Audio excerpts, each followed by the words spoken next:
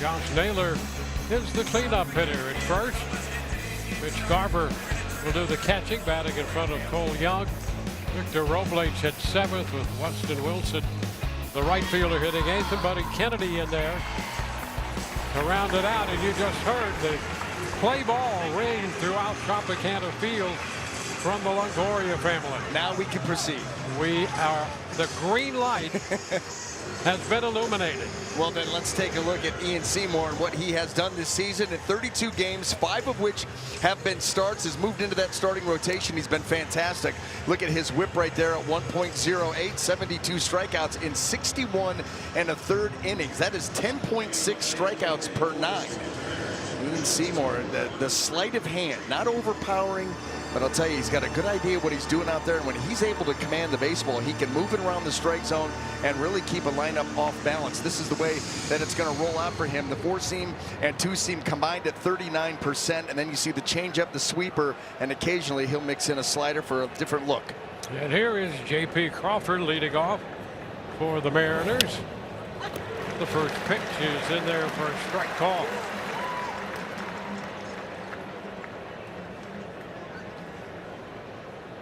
Crawford with a little pop out of that leadoff spot with 10 home runs. Lefty on lefty here, and a foul ball right back. And Seymour has shown that he can throw strikes. Boy, when he does, he is difficult again because he will pitch to both sides of the plate. A good changeup, a sweeper that has a lot of action to it, and a fastball that's sneaky. He also is a master at deception. You know, he maximizes his abilities. Doesn't overpower you, but I start on that far third base side of the rubber. I have a little bit of crossfire action. I throw some deception that way. I try to create some angles with my pitches. And he is 2-2 with Crawford. You can imagine how fun he is to work with in the pitch lab.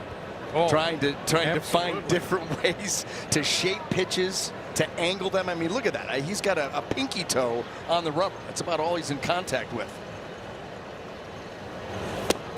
And now the count is full. And when you look at his success rate, well, they found something right in that lab.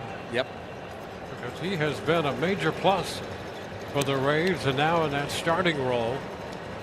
33rd appearance, but start number 6. 6-1 with 2 saves.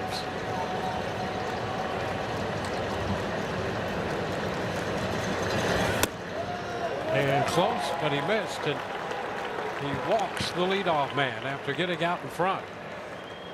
Well, let's quickly set that Rays defense for you. And in the outfield, left to right, we've got Chandler Simpson, Cedric Mullins, and Victor Mesa Jr.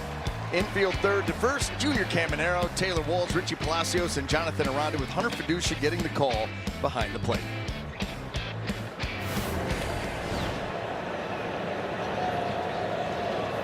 Randy Arozarena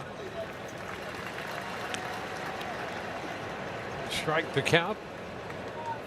Randy at 288.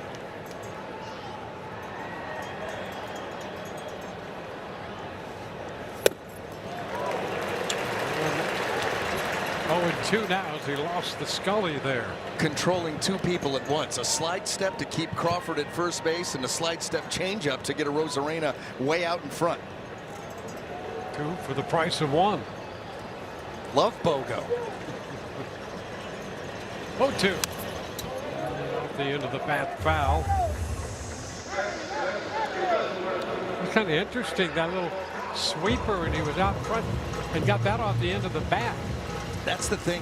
The other thing that, you know, that Seymour will do. You know, a lot of times it's the fastball changeups against the righties, fastball sweepers against the lefties, but he will mix and match that changeup and sweeper to everybody. Sky back. You're just never sure how he's going to attack. You know, we talk about the Rays offense and how versatile they are and the pressure they put on a defense because you just don't know what they're going to do next. That's kind of how Seymour pitches. You don't know what's coming next. That's what makes him effective.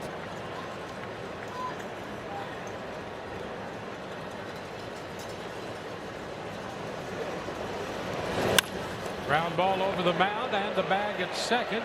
Out there, step on the bag and the throw to first for the double play.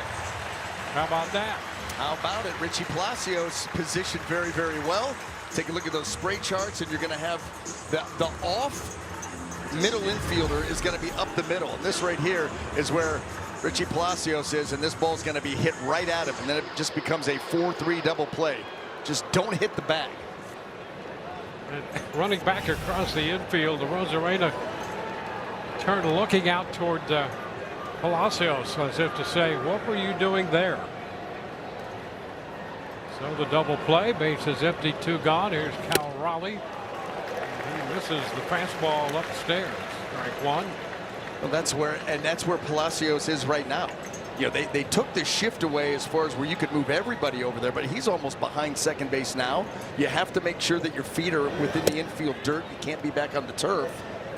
But that really is the only stipulation. So you still are playing relative. You know, that's as big a shift as you can play in today's game. Then of course you got to pull Aranda right there, well off first base.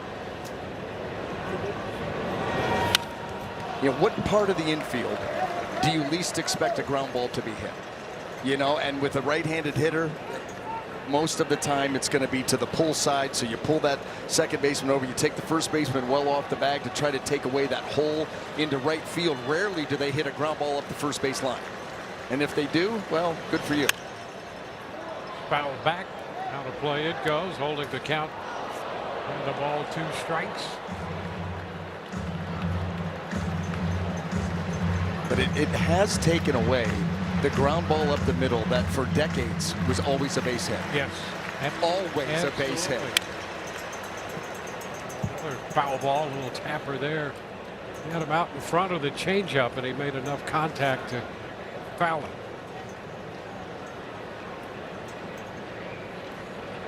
Raleigh on base 3 times last night's game.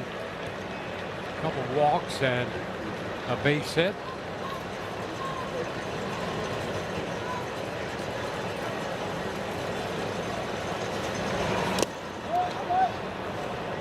It's 2-2.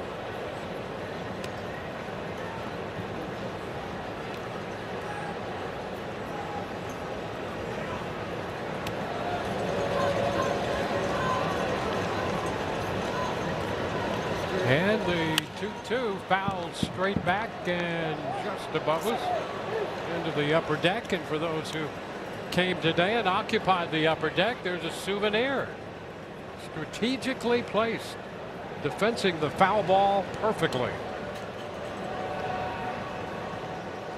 It's a great view up there, just above us, right up there. Swing and a miss. He got him on the changeup right there to retire the side. Evan Longoria's number 3.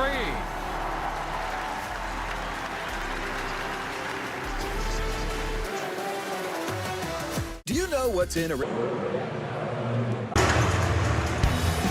Wind up brought to you by Orlando Health. The Rays have Yandy Diaz, the DH, leading off.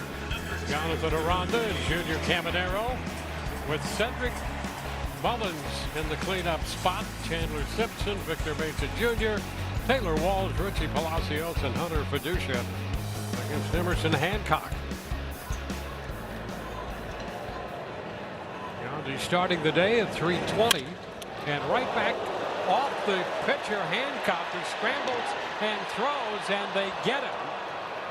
And Hancock wound up rolling on the infield, and he used the pitching hand to deflect. The Rays want to take a look at the play perhaps, and the Mariners will want to take a look at that right hand. Looks to be okay. You just look at the body language. We'll take a peek. I think they did get him. I got there in time. A heck of a play to start this one out for Hancock. But that's the last thing that you want from your, well, any pitcher right there. Able to recover though and get that ball over there on time. It looked like he stuck the hand out instinctually and then tried to pull it back. And then all of a sudden that ball off the hand. What a great recovery though. Well, he got it over there in time. And he wound up sprawled on the infield there, back of the mound. And boy, if he comes out of that and everything's a-okay, he's pretty fortunate. You get that pitching hand out there grabbing at a comebacker. That's dangerous. The thing that's interesting, and you could see that hand kind of shaking. He's trying to get the shaking out of that hand. But his hand was at least open. You know, the fingers weren't bent, so you're not going to break, you know, potentially. You stove something, jam it. But yeah, you've got to get the feeling back in there, and you got to get that hand to calm down, because as we saw, that ball was 107 off the bat. Now, I know it went into the ground, and some of that gets taken off. But still, that's a short period of distance before that ball is on your hand. And you have to think that that shaking is involuntary. Oh, yeah. I mean, it's just on its own out there. Yeah, it's in spasm. Just got hit. And so he needs to try to get to calm that down and make sure that he's got a feel for the baseball. And that's what he's doing right now. I think he felt a little better about that one.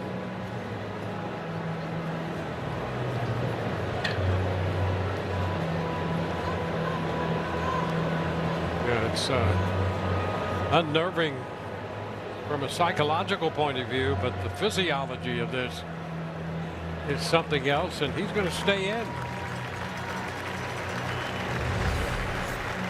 Here it is again.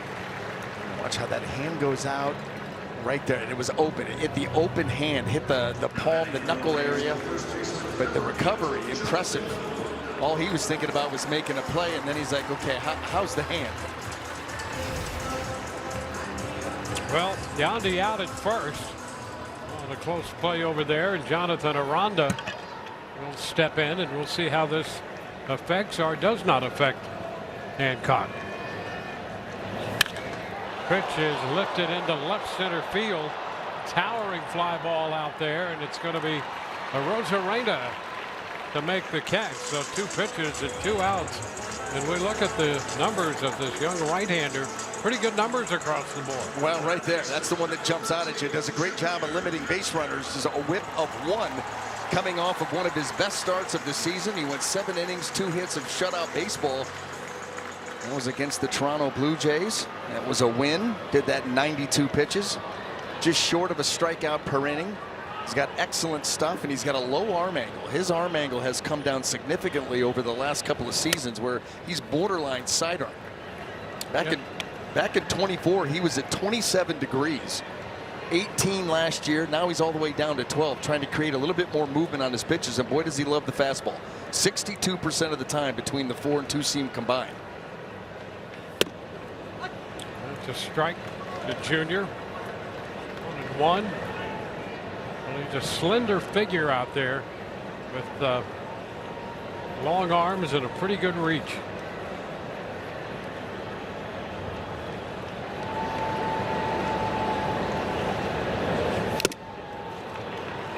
One and 2.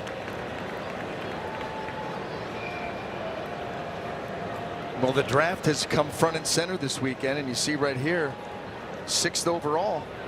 Back in the pandemic year, that was when the draft, I think, was just 5 rounds. And wave and miss on the breaking ball right there. 1, 2, 3. Turned out to be a 6-pitch inning.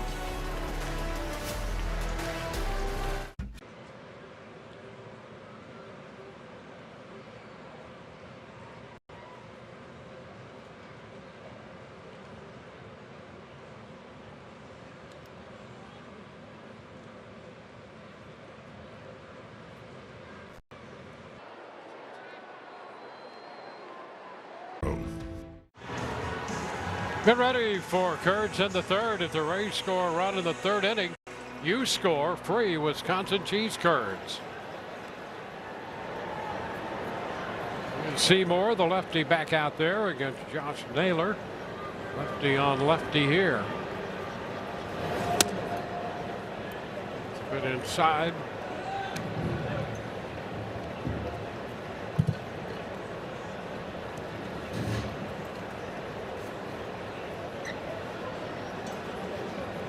Naylor's had 1 hit in each of the first 2 games of this series, and he's going to have 1 here in game 3. Drops a single into center to lead off the frame. That ball got in on him a little bit. 2-seamer. Right off the label of the bat, and just a little soft serve into center field. You got to keep your eye on Naylor down there now at first base. You wouldn't think so. You look at his size, but he can swipe a bag. You were talking about it earlier in the series. He's 18 of 22 running. He was 30 of 32 a season ago. And what's really interesting about that is you're like, well, yeah, the big guy can run. No, the big guy, Josh Naylor, is in the 4th percentile in sprint speed. Yep. So 96 of every 100 major leaguers is faster than he is. Still finds a way to steal bags and not get caught very often. Technique and timing. Technique and timing. He is all about timing up a pitcher. They said that he really does a good job of studying pitchers, their tendencies, and always when he's stealing a bag, he's got a moving lead off the bat. You see right there, Seymour paying attention. Isn't that amazing? I mean, you put that guy on base and you go, I don't have to worry about him. 100%. But when you look at those numbers, you go, I better pay attention. That's right. That's right. And that really started when he got traded to Seattle. He had 19 stolen bases last year with them in about 52, 53 games. 2-1.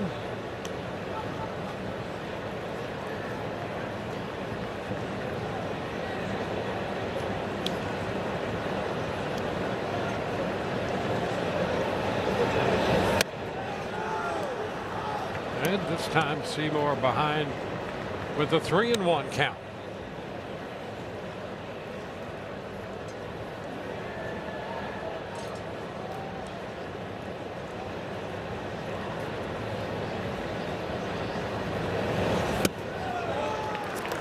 Well, his second walk already. Coming in, he had walked 21 in a little over 61 innings. Garver heads to first. Kyle Snyder's going to have a chat. Reminder, Rays fans, not too late to grab a 2026 membership. Explore prorated pricing to finish out this season. Members also enjoy postseason priority, new ballpark ticket access, exclusive discounts, and much more. Options to fit every need.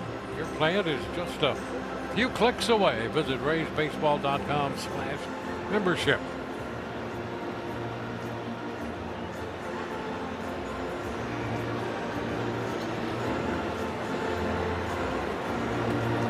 Well, men at first and second with Cole Young about to step in. Seattle with men in scoring position. You almost hate to say this right now. They're 0 for 28 dating back to Tuesday night with men in scoring position. They have one out there now. Naylor at second, and the first pitch to Cole Young is in there for a strike. The batter's challenging. And he's going to challenge it. Pitches the ball. Seattle has 2 counts. Well, that's going to be a ball. ABS powered by T-Mobile. And Evan Longoria has joined us. I'm here. Trying to come in and get out of this jam. Sheesh. I'll tell you, got a little spot here. That's okay. This one is a strike at the knees. Well, welcome, Evan. You are the man of the hour. Hey, congratulations. Thank you, guys. Yes, sir. Not everybody that gets his number Thank you. retired and comes in, and boy, you deserve it. And we appreciate having watched you all those years, and happy to see you and the family enjoy this time. There's a base hit into right, and the bases are going to be loaded with Naylor stopping at third base here. So what's the weekend been like? Just a blur? Yeah, it's been pretty crazy. I've been trying to slow it down. It hasn't worked all that much. The first moment you've not been able to slow down. I mean, yeah, you know, and Shields, he tried to give me some advice a couple days ago, just saying like, yeah, just try to slow the game down. You were the best at doing it. And then, like, maybe in game, but not now. So, but I mean, look, they've put, you know, months and months of planning into this thing, and it shows. You know, the details were all there. It's just perfect. Into center field off the bat of Robles, and what a grab out there in center field by Mullins. Tagging at third is Naylor. He will score. Garver goes to third, first and third, and what a defensive play out there to save a couple extra runs there. What would go through your mind? Your guys are always at the ready, but what's going through your mind as the pitcher is getting ready to deliver that ball to home plate? Yeah, I mean, I'm obviously just looking at my positioning, I was always trying to know what pitch was going to be thrown so I could position myself based on that. You know, if I thought a guy was going to pull the pitch, I might scoot a little bit more towards the line, and especially in double play situations, I was trying to set my body up in order to, best try to field the ground ball and turn a double play. And so I was trying to look at a bunch of different factors, and all the while, worried about, if it gets hit here, this is where I'm going to go. Playing all those situations out. And you got to do that like that.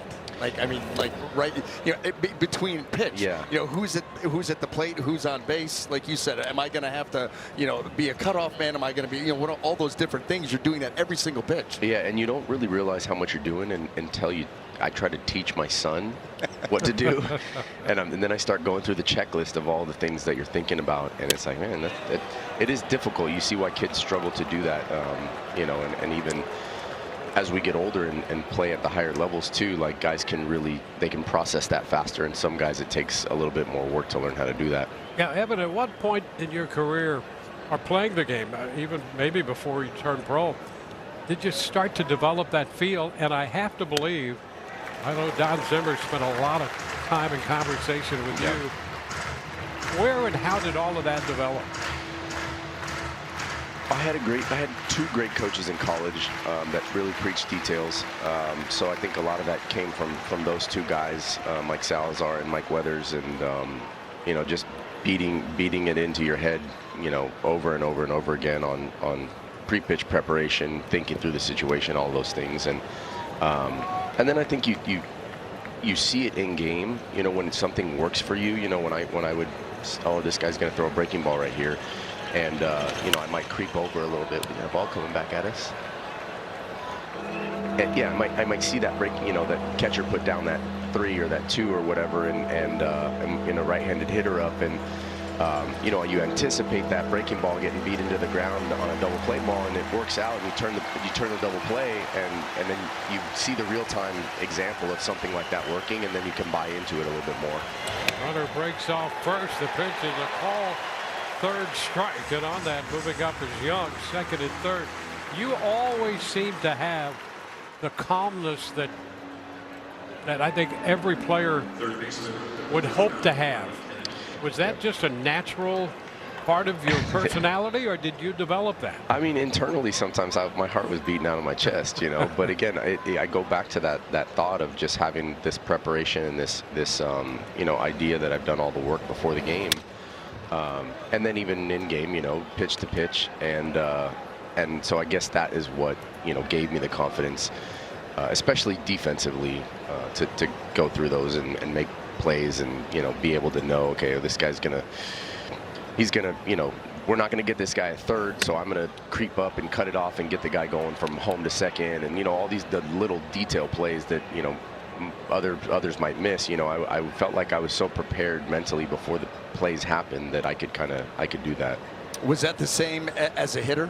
Coming up in a big spot, that same calmness because, hey, I've done my work on this pitcher. I know how he's attacked me in the past. I know what he features, and so you could calm down and slow down that situation too. I tried to. I had a conversation with Eric Ginsky the other night, and we were talking about defense and offense, and I was much more anxious at the plate, whether it looked it or not. I felt like I was always consistently underprepared at the plate, and I did a lot of homework, and I probably was as prepared as I could have been, but I worried more about being a good hitter than I did being a good fielder. I felt like fielding, I put a lot of work into it, and whether you want to say it came easy or I did all the work to make it come easy, I never really felt anxious on defense. But hitting, you go into slumps, you start to doubt yourself, and there's a lot that goes into that. Well, let's talk about some of that defense, because I've told the story, I'm sure that we've talked about it before, about sitting up here game after game after game and watching you come out every single day. And you would start on your knees at third base, field to the Yes. glove side, backhand side, and all of that work that went in every single day. And this is what you're talking about, a guy with hardware on the mantle. If you wanted to take a day and just come out for BP, you could do that. But the work that you put in every day when nobody was looking. Yeah. Yeah, I mean, I really enjoyed that stuff too, and I think that's you have to. I try to preach that to my son now, and he's getting much better at it. Like, he'll grab me and want to go to the cage, or throw a little bullpen in the backyard or whatever it is, and I was always like, I alluded to it in my speech, like my favorite parts of the day were when the cameras weren't out there, and I could just grab Foe and have him come and hit me some ground balls when nobody's in the stands, or grab somebody and go in the cage and just work. And oh no, that's just a bleeder. That's going to drop just fair. Garver's going to score. Young will follow him to the plate. Second and third now, and it's turned into a 3-run inning. So yeah, I really loved the grind, Yeah. I mean, and you have to if you want to be great, because those are the things that you're going to have to do. Yeah. And Stuff here's like a guy this. who could make a difference. There he is. Yeah. We're going over infield play. Tom Foley. We're watching Foe coach me up. There he is.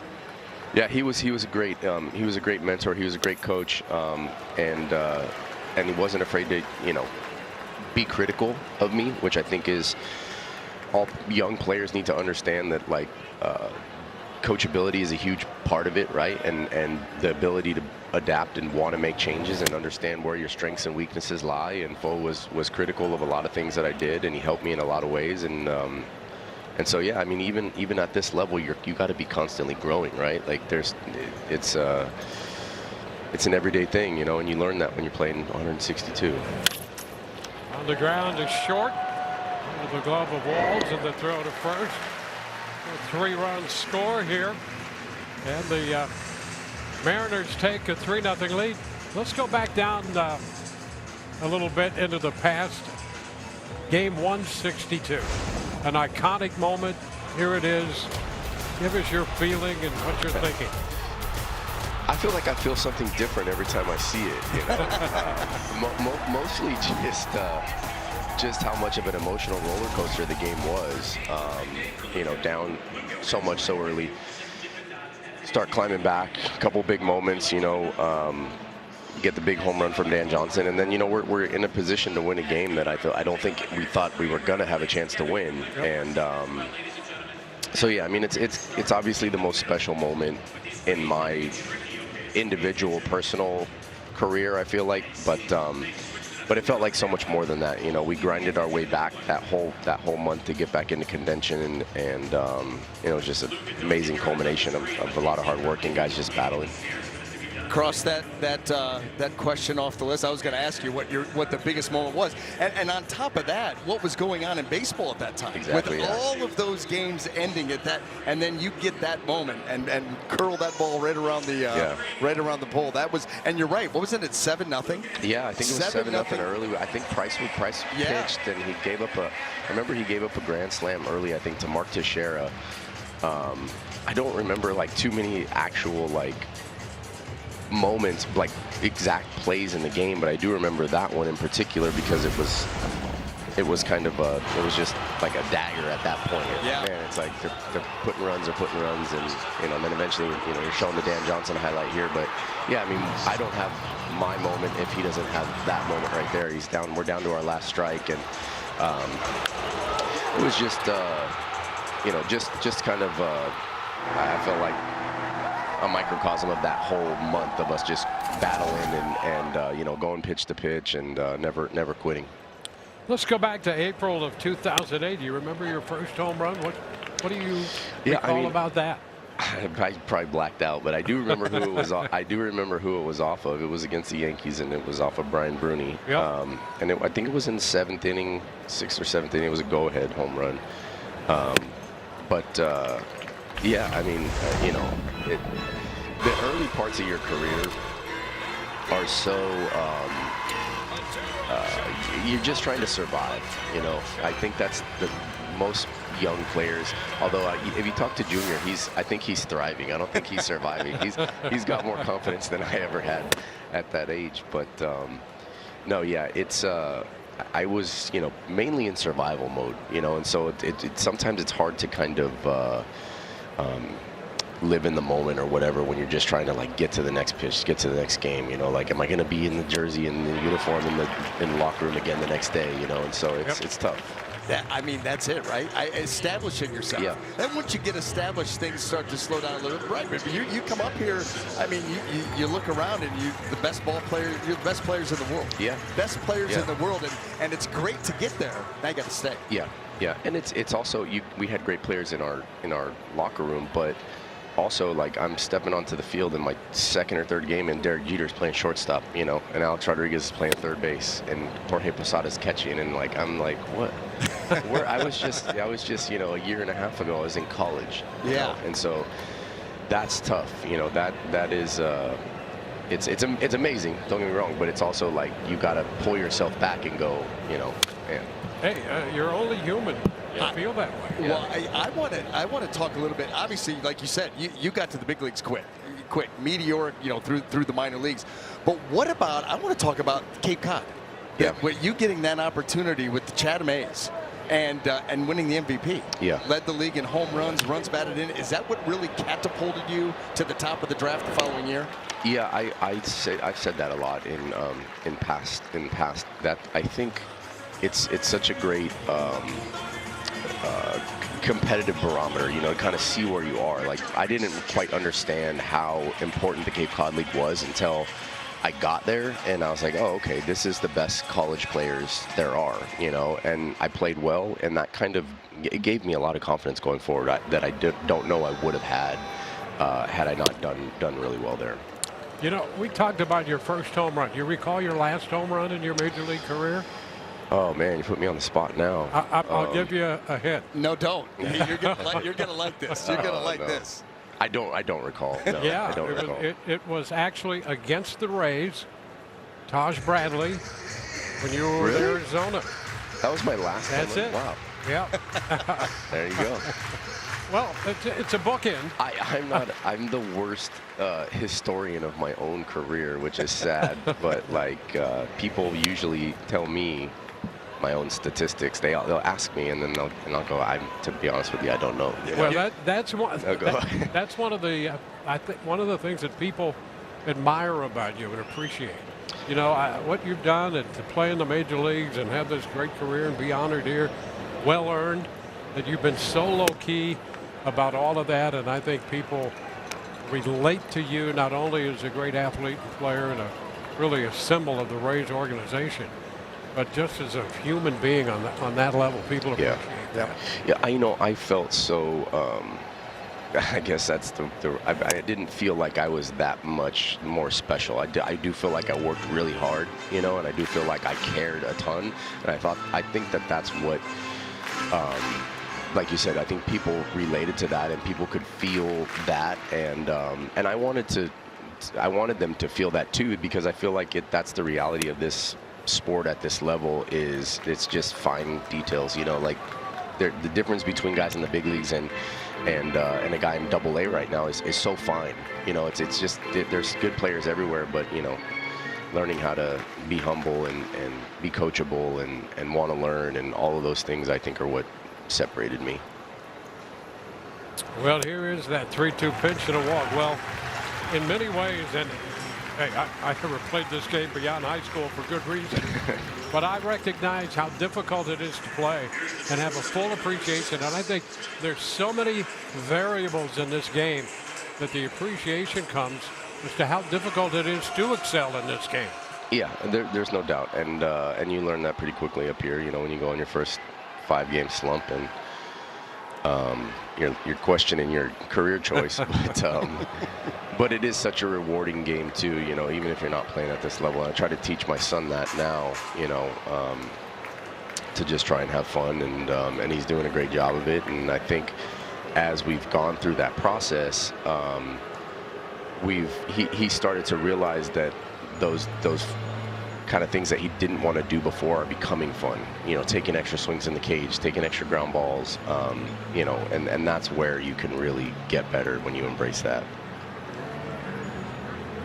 What are his favorite positions? He likes to catch, actually. But they move him around quite a bit, so he'll start at catch, and then he'll go out to center field. He does some pitching. He pitched their last playoff game. He pitched really well.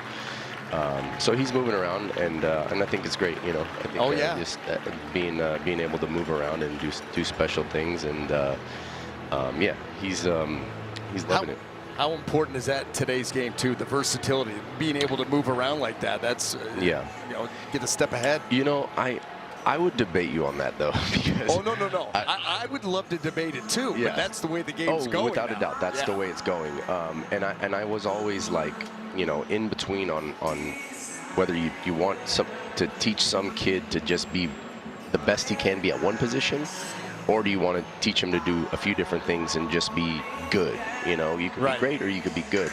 There's very few people that are, like Shohei Ohtani is probably the only one, you know, that you could. And I think we realize that now, like how difficult it is to excel at multiple positions at this level. So yeah, I'm not quick to say like move them all over and teach them to do multiple things, but you don't like middle infielders going to the corner outfield? I was so happy when they changed the rule because I used to go over to that right side and feel like a fish out of water. Like I could feel ground balls on that left side all day at shortstop or third base, but as soon as I moved to the other side of that bag, it was like I never caught a ground ball in my life. Well, let's go back to that '08 club and how magical that thing was. And here's that great swing of the bat and that iconic home run. Yeah, it's we had a great roster. Like I alluded to it in the speech as well. It was like we had the construction was good. We had young players, established big leaguers, and brought in veterans and guys that I think were just great mentors for us young guys. And yeah, I mean, I think when you have that and you can get guys to kind of start pulling on the same end of the rope and buying in, it's fun, man. And we got going downhill and it didn't stop. We talked about that home run in 2011 off Proctor. Just recreating that moment. Step in, clear your head, and go after it, or what do you do? Yeah, I mean, it's again, I think I blacked out, to be honest with you. It's so hard in games like that when one swing of the bat can win the game.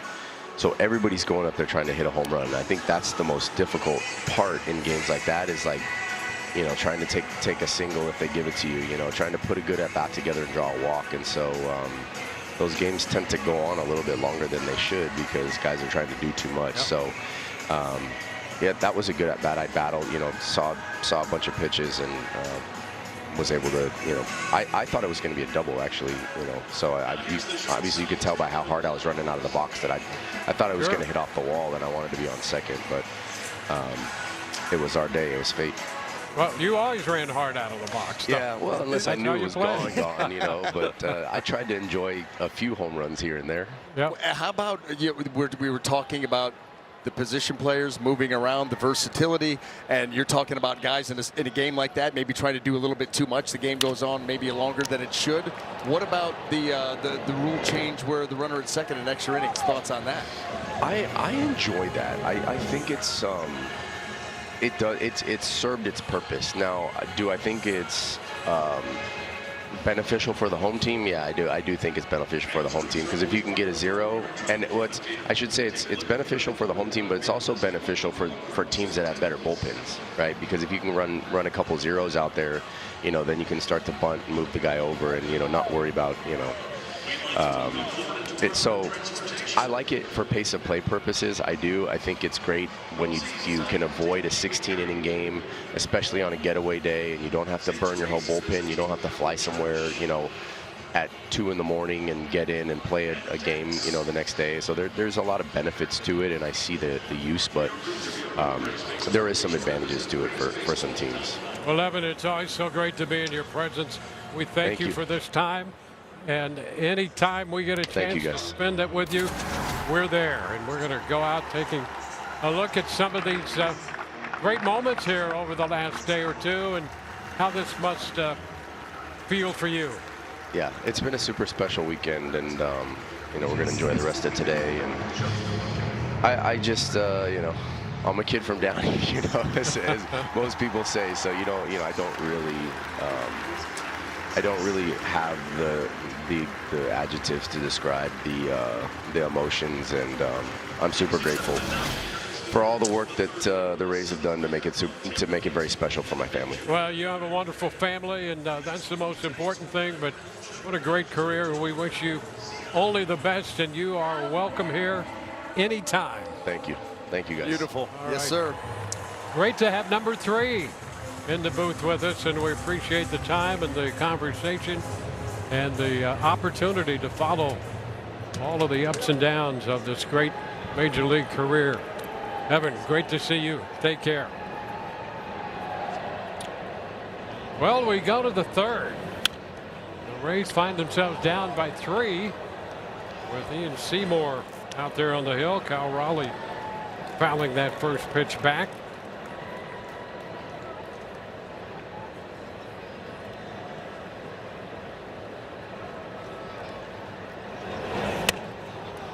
This one is upstairs.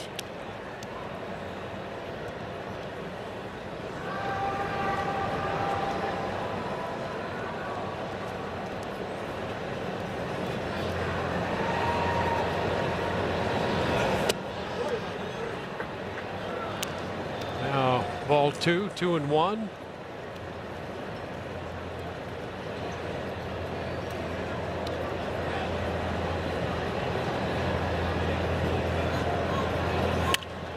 And stroked into center field. And Raleigh is aboard, picking up another hit. It's 4 hits for the Seattle Ball Club.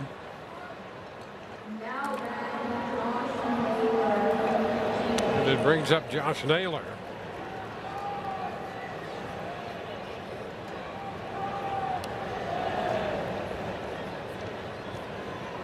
Naylor opened the 2nd inning with a base hit, and that led to the 3-run frame.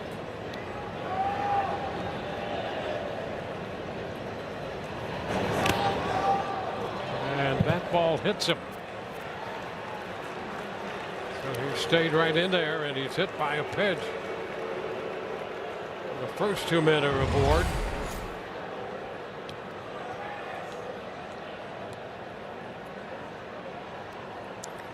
Well, I'll tell you, there's an art sometimes to being hit by a pitch. And we might have seen it right there. Craig Biggio, Brandon Geyer. Yep. They could make it look like they were maybe trying to get out of the way or spinning, and Double play ball out at second. Palacios in the middle completes it. Over to third goes Raleigh, and it's 6-4-3. well, just that quickly. Ground ball, right guy to hit it to, and then Richie gets it over to first base. And one more pitch and get out of this inning. Rays offensively need to start to come alive here as they trail by 3.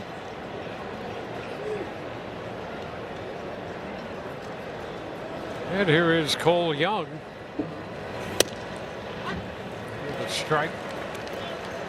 Pretty good looking young player right here in Cole Young. Showing some power, some extra base hit power. It's fouled back. 14 doubles, and a triple, and 11 home runs.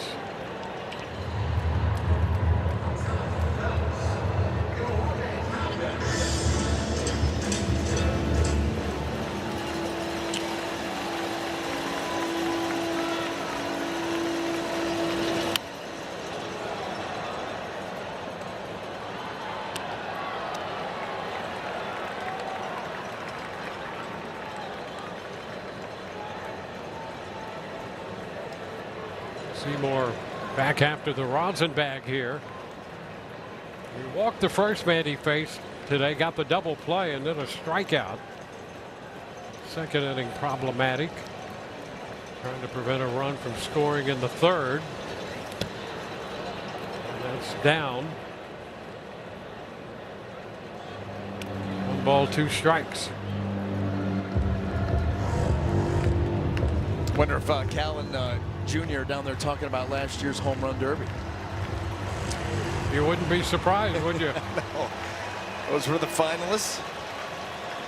Junior back into this year. That'll be fun tomorrow night, Dwayne. That is going to be a lot of fun.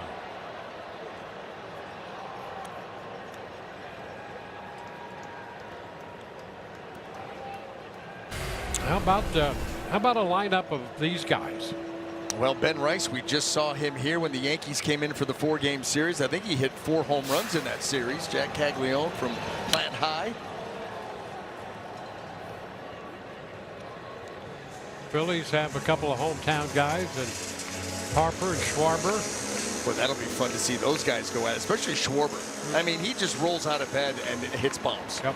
That's what the guy does.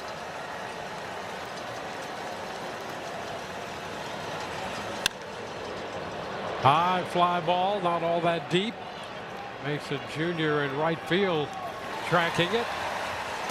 So no runs scored. Still a 3-0 ball game. We're at the Department of Good Fun looking into a buck situation. Keys, and let's take a look at the Rays' second half. What the keys are for the offense, that you're going to have to stay versatile. You know, you look at them right now offensively, they're best in the American League in average on base percentage. They're 3rd in OPS, 6th in runs per game, but even that, they're very close to being in the top 3, top 4. Now, home runs, they're 13th. However, they've hit 30 home runs in their last 16 games. That leads Major League Baseball. So the offense needs to stay versatile. The pitching, tighten up the bullpen. Overall, they're 6th in the American League in ERA. Their starters, number 1 in the American League in earned run average. The bullpen 10th, and it's been very streaky down to that pen. We've had stretches where they've been very, very good, and then all of a sudden they hit a little bit of a down, just a little bit of a downslide. So you need to tighten up that bullpen. I think that they will. They're becoming more consistent. You got Brian Baker anchoring it at the back end, and if they're able to do that and that offense stays versatile, they got a chance to get real deep in October. Well, here's Palacios taking the first pitch for a strike. Well, I think the offensive side, these top 3 guys stay healthy, and the rest of the lineup, as they put it together on a daily basis, pretty versatile.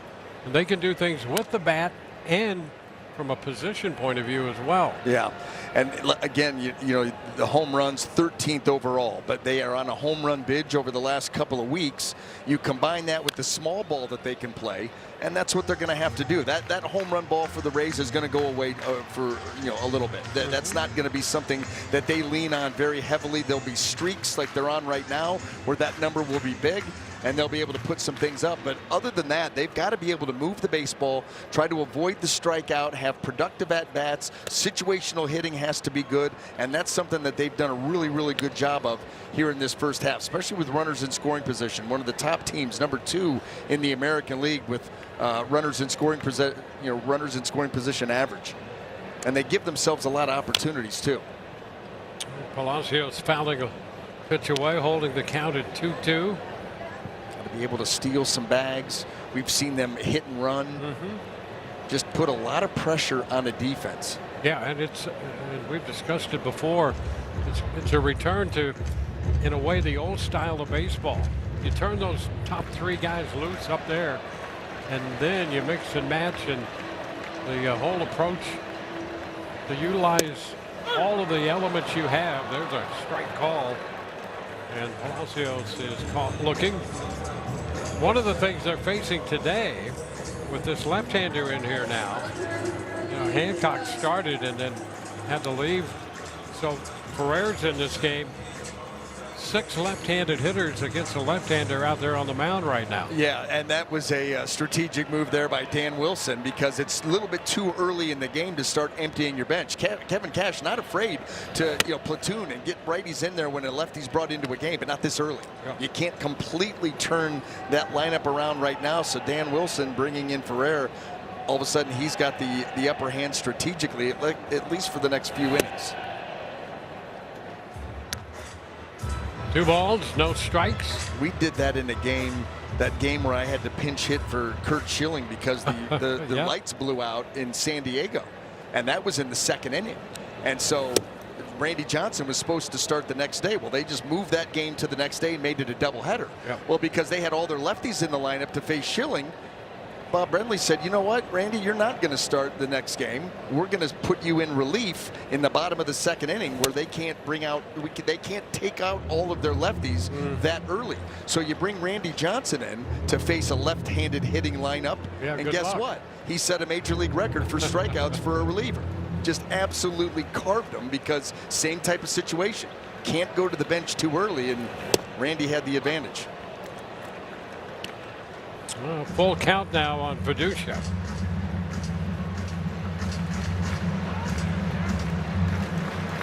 Hancock struck on the hand right from the very beginning of this game and eventually had to leave. A little tap handled by Kennedy at 3rd. Strikeout and a ground out. 2 up, 2 down in the 3rd. And we'll go back to Yandy Diaz, the top of the lineup for the Rays.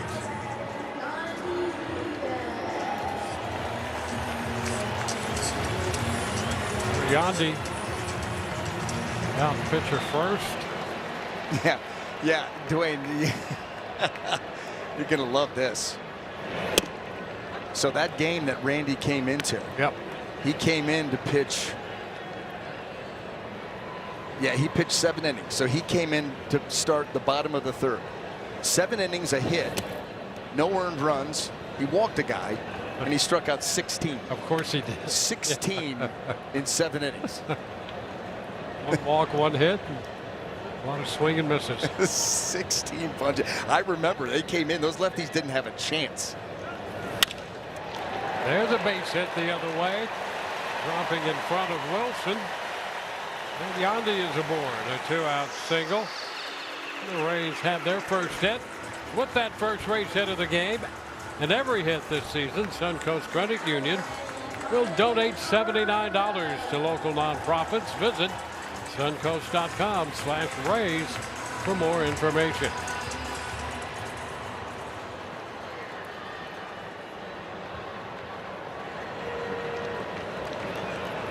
Now Jonathan Aranda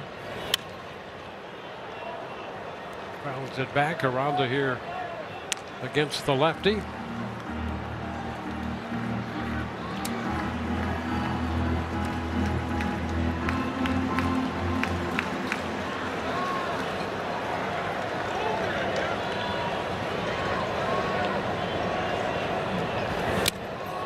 Tight there, and that got him.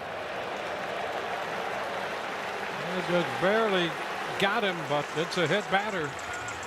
And Aranda will go to first, and we'll see how this turns out because the Rays will have 2 men on with Junior Camanero's right-handed bat coming up. It hit a button, I believe.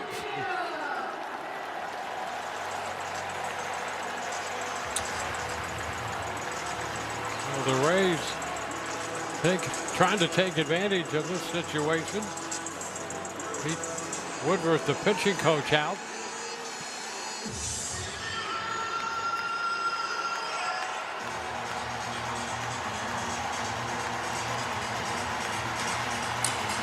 Well, we just had Evan in the booth moments ago, and how about this comparison?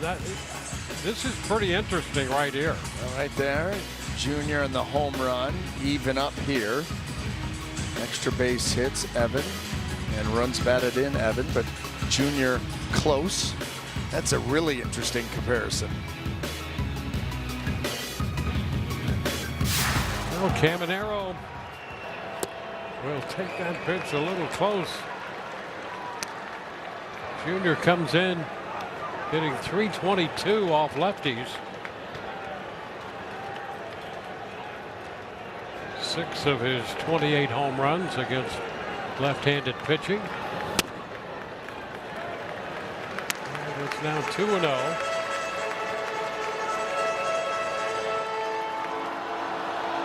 Well, Evan over there on the radio side of things.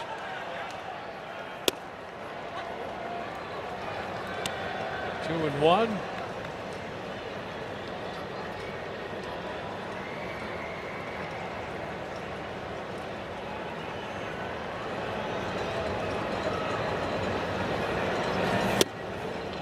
And a strike. 2-2. Boy, in triple digits. I mean, just pouring a fastball down and in. How about that? The location, wow.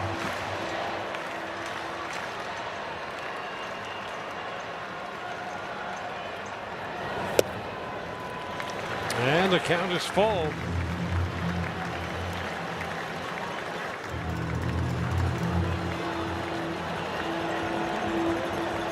Gandhi at second, Jonathan Aranda at first, 2 outs, 3-2 pitch. Foul back. 100 on that pitch. Boy, this is hardball. Well, the guy at the plate will get that adrenaline pumping. And you realize that you are 1 out from getting out of this inning, so Ferrer is kind of emptying the tank right here as far as that fastball goes. And a high foul, 101 there. Cranked it up 1 more. 4 times in this at bat.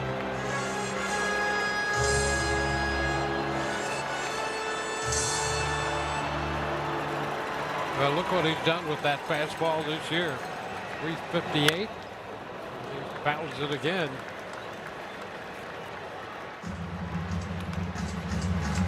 So that one in at 89. Be surprised to have him come back with the hard stuff.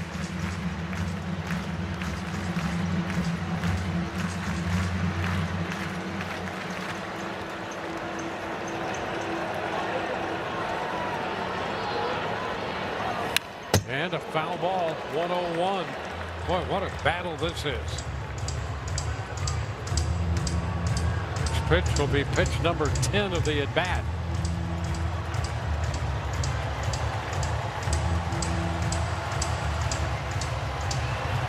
Two-out single, then the hit batter.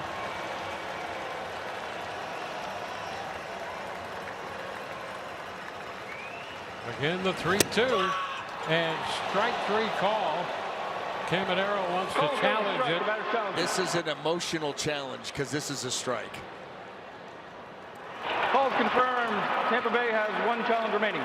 So the Rays with 1 challenge left, and there it is. The pitch confirmed. The Rays leave 2. They trail by 3.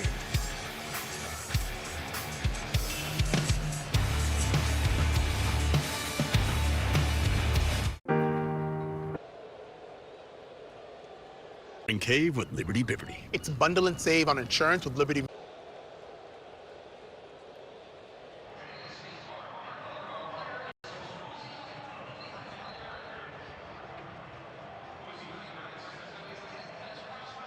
Cam, we are in its sights once again. Can't escape it. Nope. And honing in. We come in peace. Yes, the pitch is. Oh, we hope you come in. Challenged here. The Rays will challenge this pitch. It was up. Pitch is a strike. Tampa Bay has 1 challenge remaining. It is a strike, so they get the strike. ABS powered by T-Mobile.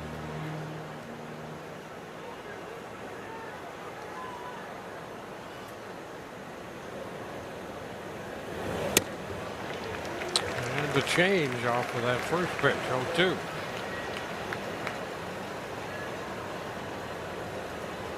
Seattle scored 3 times in the second inning. Now in the fourth. 1 ball, 2 strikes.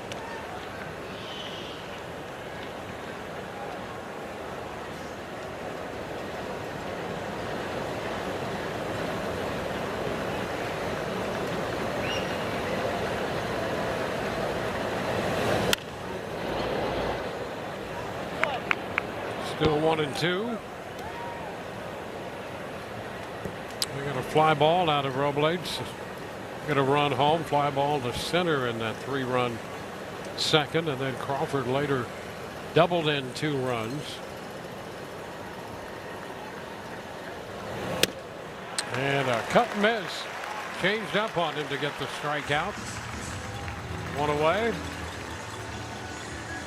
Such a good pitch for Ian Seymour. Let's take a look at it with our Orlando Health slow-mo replay.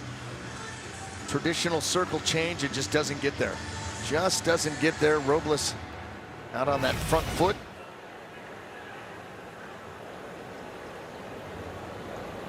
Is Weston Wilson. 1-0, the right fielder.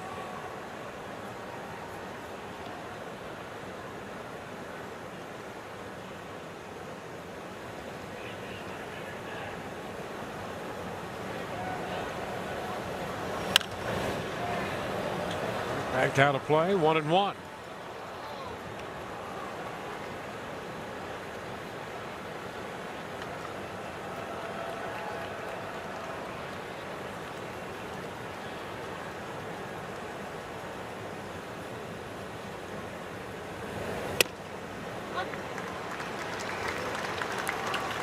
Now 1-2.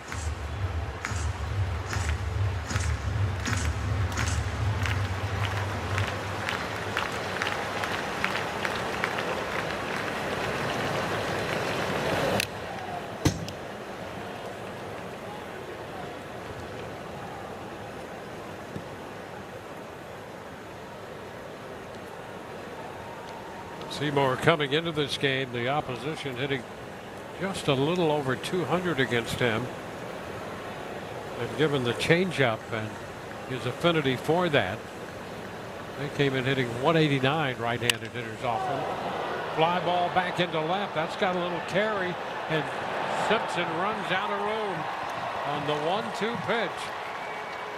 Second home run of the year for Wilson. And it's now 4-0.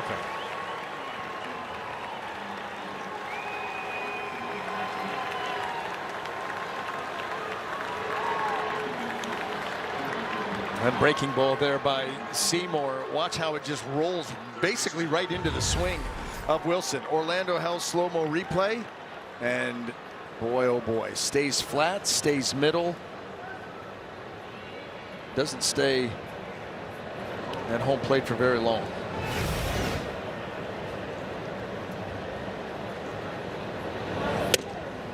Kennedy set a pitch off the plate in.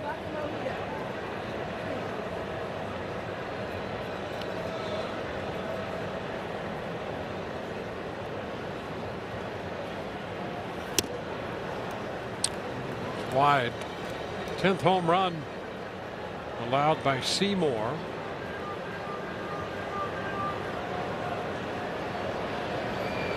Only the third by a right-handed hitter when you look at the matchups. Back 2-1. Now position overall been anemic against him. 189 for right-handers. And now 3 home runs. Lefties 221 with 7 home runs off him. And the third, that's going to get away from Caminero, reaching down and backing up his walls. Kennedy is aboard. That ball sharply hit. I want to see where it got Junior. Looked like he had put himself in position to make a play on that ground ball. Here it is. Yeah, he just gets the glove down and right off the pinky part. So the error puts Kennedy aboard. There's Crawford. J.P. Crawford. Pitch is upstairs. So base runners in every inning.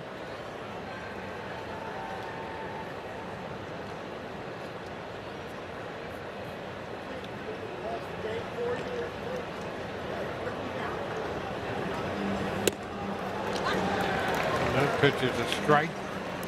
See the pitch count in the mid-70s. Cole Sulser up in the bullpen early here for the Rays in the 4th.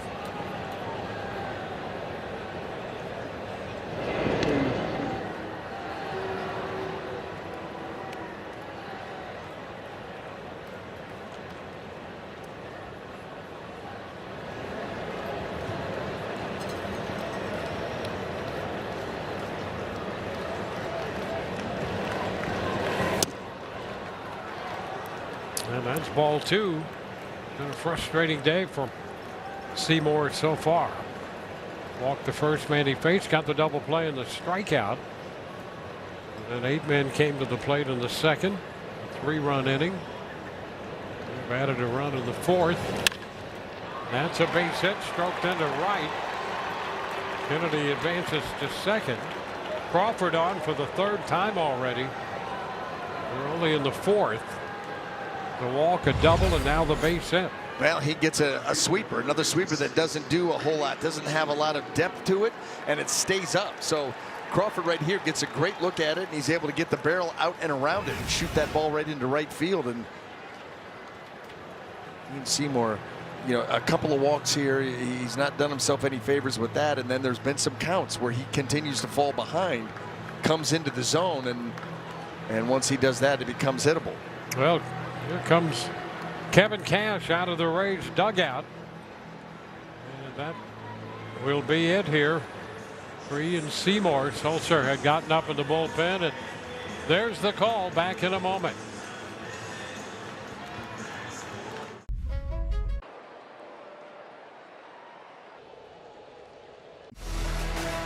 Rays TV is brought to you by Advent Health.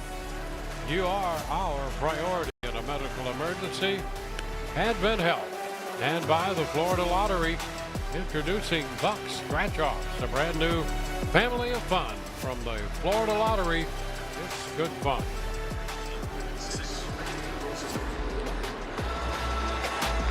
Well, one of the premium items here, Evan Longoria today. Giveaways at Tropicana Field. It's been a great weekend for Evan. It has been, and it's one of the more unique bobblehead type giveaways you'll ever see. It's like a bobble card. When you pull it out of that, it's Evan sitting inside of what is a baseball card with the bobblehead, and you can actually turn it around to the back, and it's the back of his baseball card with all of his stats. It is a super, super cool giveaway. I mean, we had the bobble legs for Chandler Simpson. Yes. And now you got the bobble card for Evan Longoria. Pretty cool. Zarena with a count of 2-1.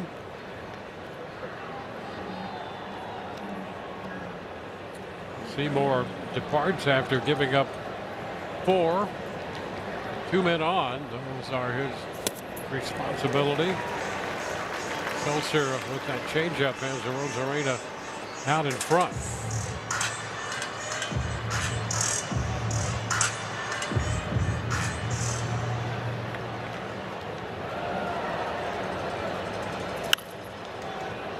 It's out of play.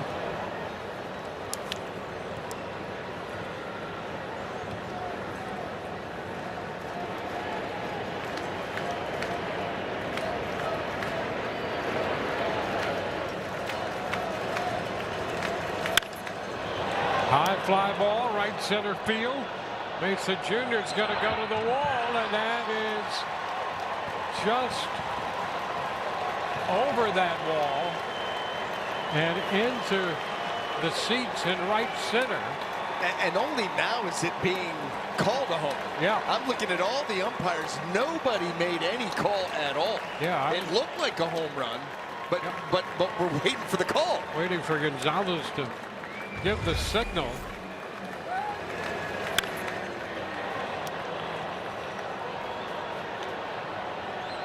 And for Rosarena, his 11th home run of the year. And just like that, it becomes a 7-0 game, and that ball just over the double yellow piping out there. It's still interesting how there was no call made for the longest time. The guys were almost all the way around the bases. They thought maybe with those hands that there could have potentially been interference. You could see clearly it was not because, well, he whiffed it. Yep.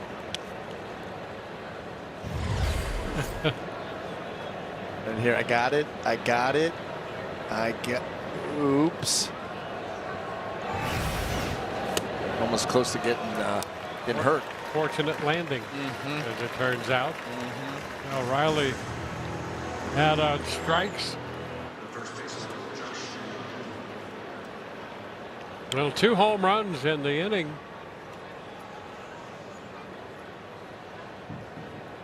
And when you take a look at what Randy has done in his career against the Rays, pretty healthy in 12 games, 341, and now this home run. Naylor on the ground with that ground ball. Palacios takes care of it, and it is 7-0 Seattle. At Allstate, what's important to you? It's a delicious looking orange slice. You know, that's actually my son's slice. Go ahead, you can take a bite.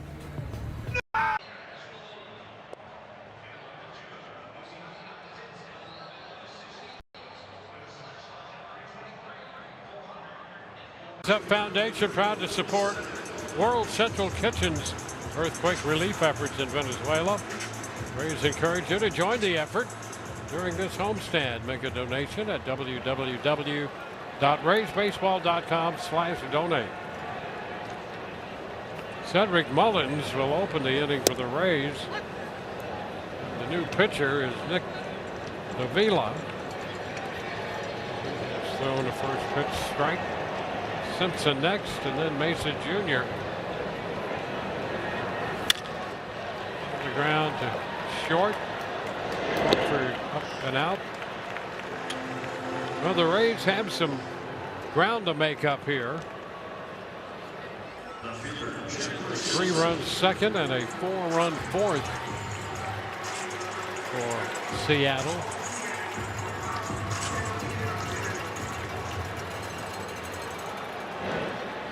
Chandler Simpson.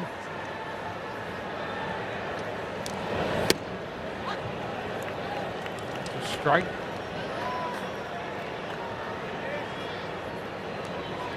Just wrapping up this homestand. Leading up to the All-Star break.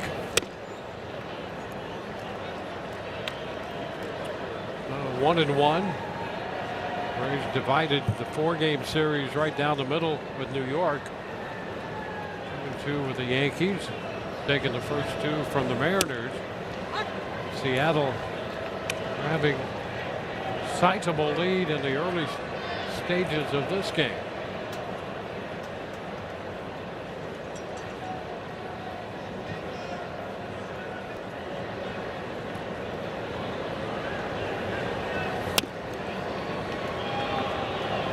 Two and two.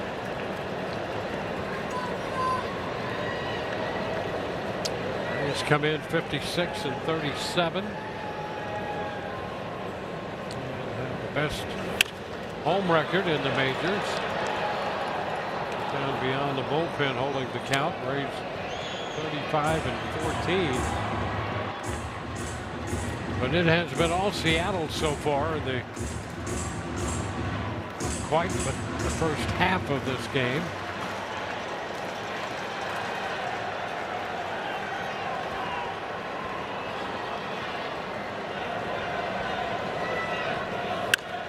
Simpson lifts it into shallow center, and Robles was playing very shallow out there. Actually came racing straight in and had to reach up to make the catch. How about these numbers right here? That record best in the major leagues, 35 and 14, almost 5 runs a game. They've come back 16 different times.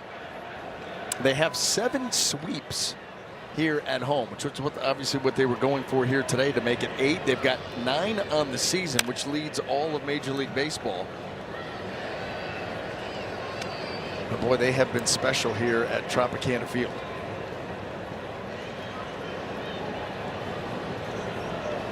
Excited to be back, Dwayne. And on top in the division. Yeah, yeah.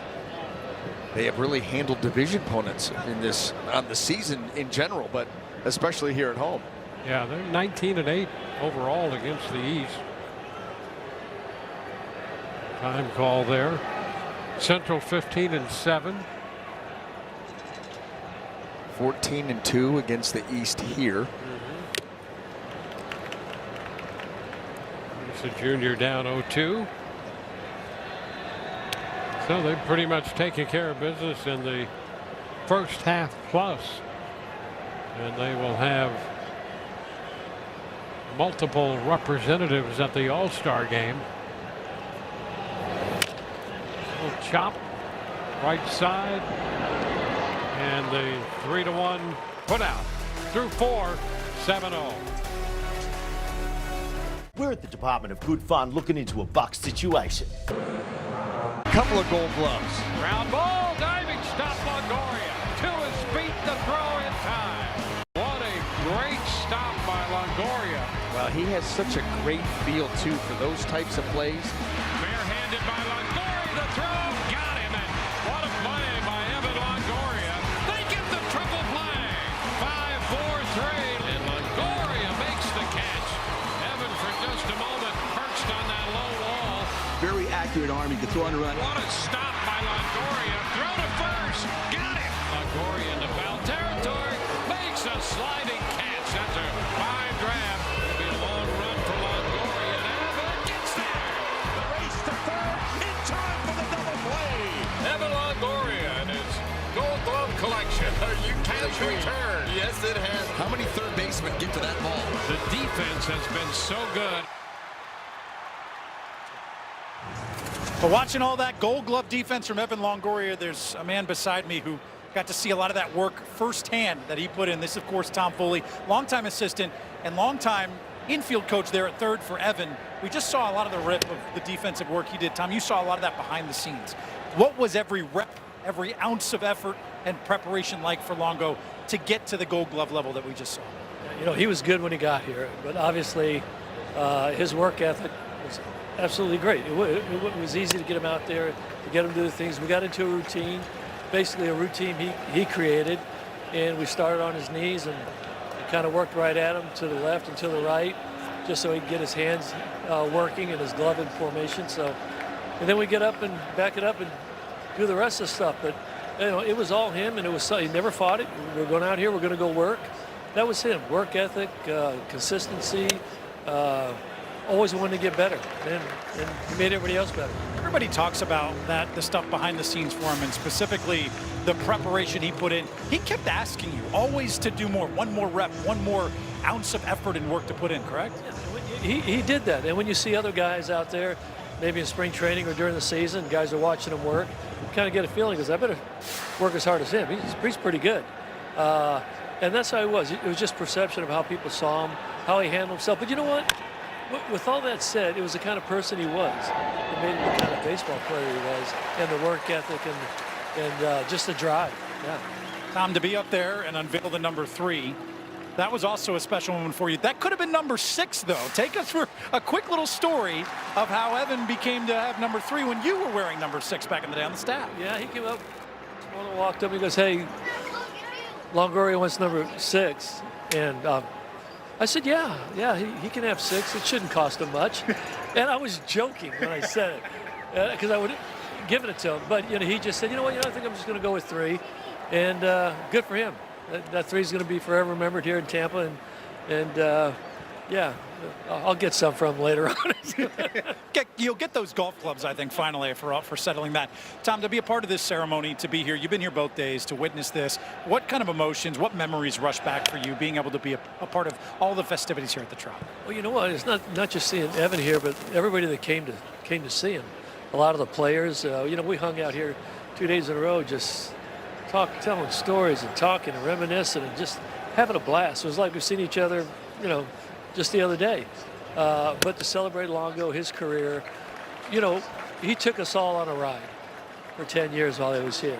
And we all enjoyed the ride, and we're just happy that his number 3 is going to be in the stadium. It's a ride that will never be ridden again. With 3 now up there, no player ever in franchise history will ever have number 3 on their back. Tom, thank you so much for the stories, the time. It's great to have you, great to see you, and great to have you a part of everything with Longo Legacy Weekend. Yeah, great to be here. Great to be here at this moment, too. It's been awesome. Tom Foley, back to you, Dwayne. Yeah, the Rays have had some great baseball people through here in the years, and they've had some great people, and he qualifies on both sides. Yeah, and ground ball there. Palacios takes care of that. 3 up, 3 down. Here's the unveiling. Tom Foley, James Shields. There's number 3.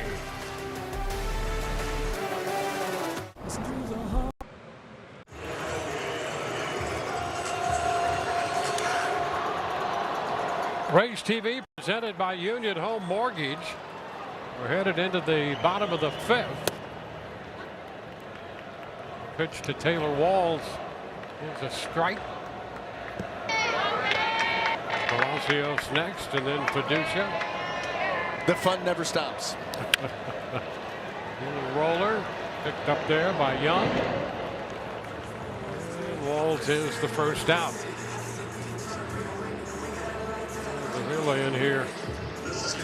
Facing 4 hitters, he's thrown 3 ground balls. Richie Palacios was caught looking his first time.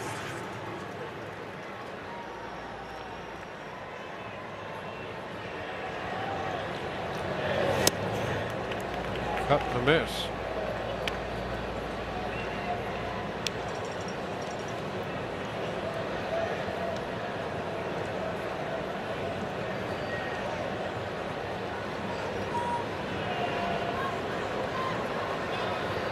Rays have just the 1 hit.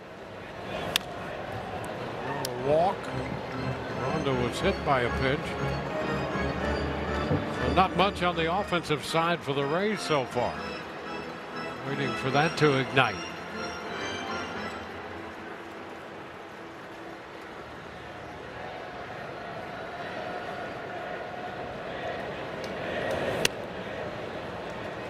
One ball, 2 strikes. You know, you win a couple games in a series and you're looking at a potential sweep, and this game isn't over, but it shows you how difficult it is in this game to sweep a series. Well, and if you would have been able to do that, and by the way, you still can. Yeah. You would have swept the road trip. You know, this team, Seattle, was down in South Florida, got swept by the Marlins. Yep. And on the verge of maybe not winning a game on this entire trip. So we'll see how it turns out, but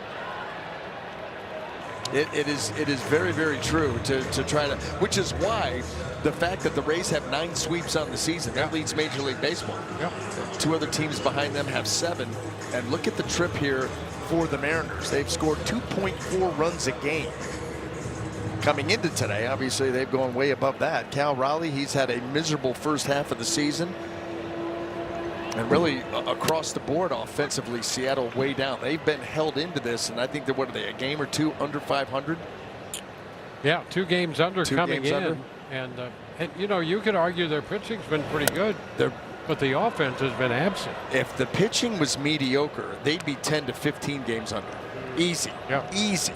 They're 2 games under because of their pitching. Right. It's been that good, and the offense has been that bad.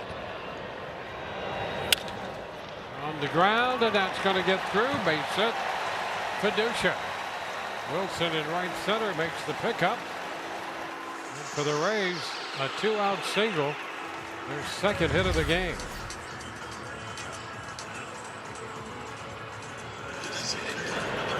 Yandy Diaz has the other hit. He'll be hit after the base hit by Fiducia. Yandy 1 for 2.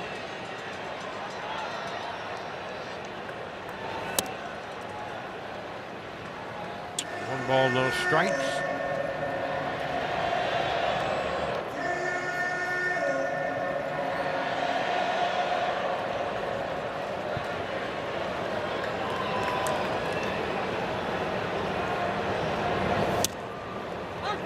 Oh, he caught the corner apparently on that one.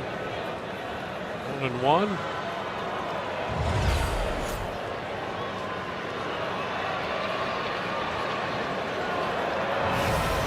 Just barely.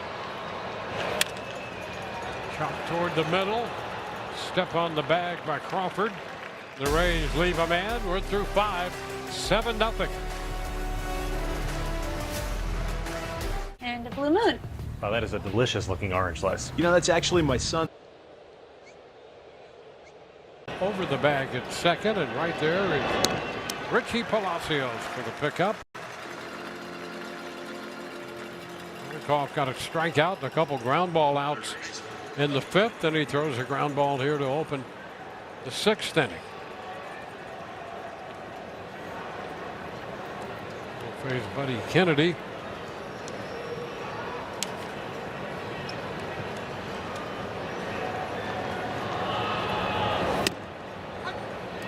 That's a strike.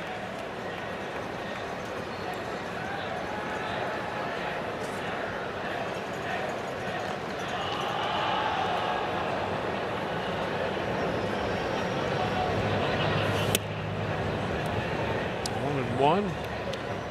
Kennedy with that walk and reaching on the error.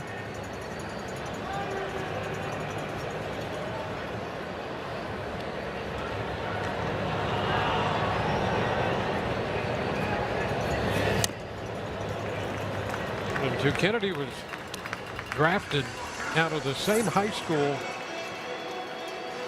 that Mike Trout attended, Millville Senior High in New Jersey. Trout drafted in 09.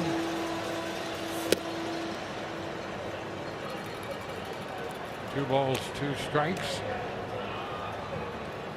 Kennedy drafted in 2017.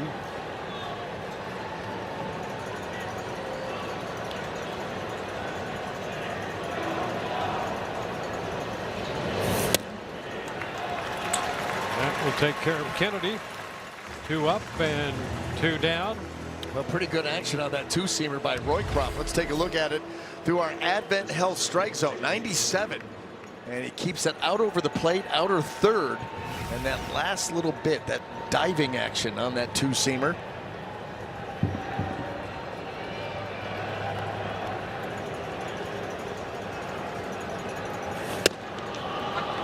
There's a first pitch strike into Crawford.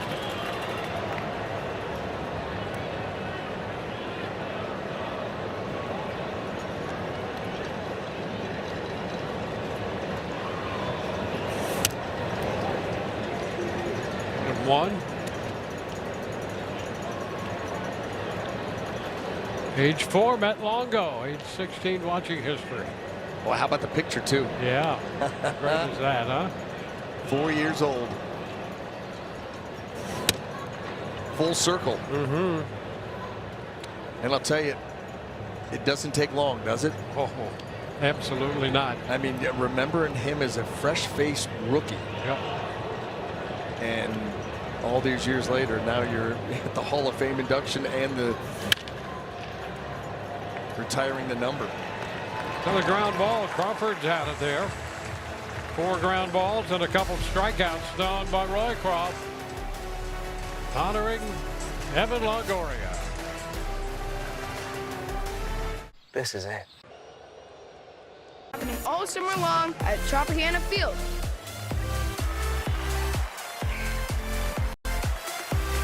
Make the best summer ever and visit RaysBaseball.com/summer.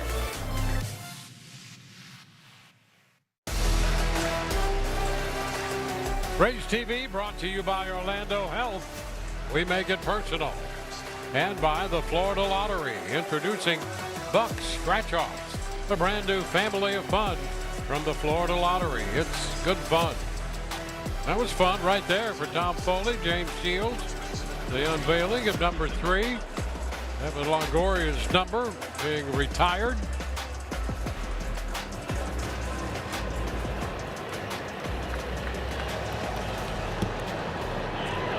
And now Jonathan Aranda will open the bottom of the 6th inning.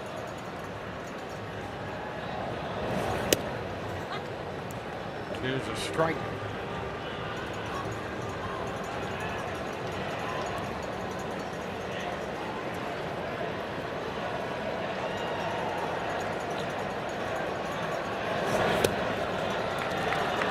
Wide there. 1-1. Hey, there was a little resemblance. Yeah, who okayed that picture? I mean, it looked like I should have been drug out of the dugout. Maybe put in a padded room. Making a statement. Well, here's what I'll tell you. You saw how awful that looked on me. That looks okay, and it's got the blue paint with it too. That's what inspired me when I went home at the end of the season with that look. I'm like, you can't sell this at your age. So I shaved it off. And then I'm like, you know what? A 2-guard to a 1-guard. Not too bad. Yeah, to Yeah. balding clippers to now just a straight edge every couple days. And the look was born because of the Rayhawk. So I'm thankful. I'm thankful for that 08 run for a lot of different reasons, but part of it was, my Rayhawk, by the way, about halfway back had a crosswalk. That was an issue too. Like you got to, it was here, Yeah. and then you got to right here, and it was kind of a little crosswalk, and then it finished down the back. So looks good now. It's easy now. Yeah, it's great, absolutely great. Yeah, every day, every other day, shave against the grain, so it's about as smooth as this for a while, and then you get a little stubble that starts to come back. Yeah, and then the next day you do it again, so it becomes very, very easy. Evan he's going down the same road.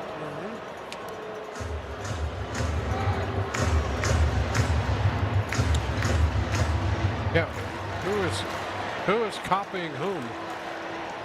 Oh, how about this? A little Rayhawk. That's an aggressive hawk right there. But aren't all hawks typically aggressive? By nature. Yeah. By nature. Eric Hinsky hiding out in the shadows. And he's got great protection. Yes, he does. Uh-oh, tarp's off. Oh, tarp's off up there. Yes, in the suite.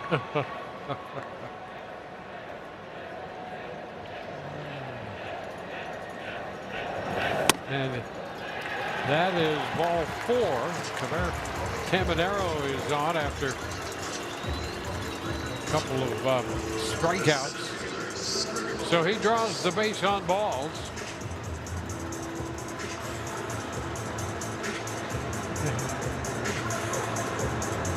Well, with all kinds of paraphernalia making it through the turnstiles. Can you imagine getting ready for the game? And you're like, don't forget the chicken. Yeah. You need the chicken to bring it to the game for. Because it's just the proper accessory. Yeah, I guess. Yep.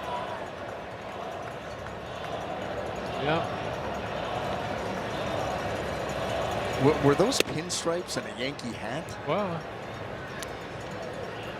forgot to look at the schedule. Right. That was beginning of the week. Yeah. Beginning of the week.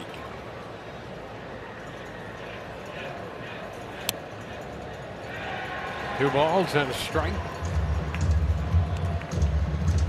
Spire is the 4th pitcher of the game for Seattle. Emerson Hancock started. How about that start on the very first pitch? That comebacker off his pitching hand, off the bat of Yandy Diaz. And he hung around for an inning and 2/3 and finally departed after issuing a walk. So he got 5 straight outs, then the walk. Under it, a fly ball to center. Blades waits on that to come down, 2 gone.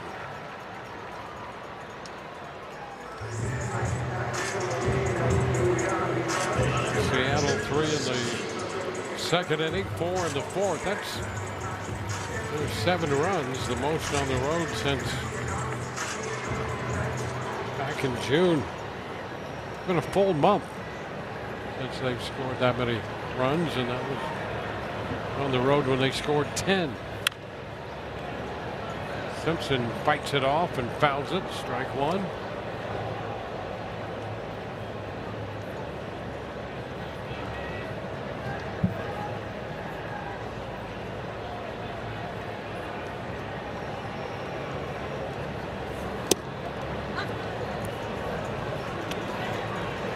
Two.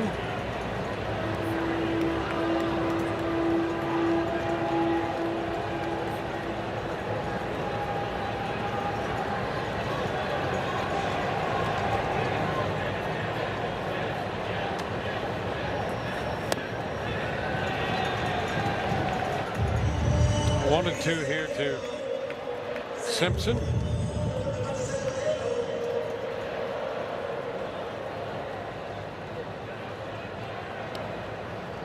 far, it's been one of those days when the Rays just cannot get the offense started. And another ground ball with the toss. Young to Crawford for the fourth. We're through 6. 7-0.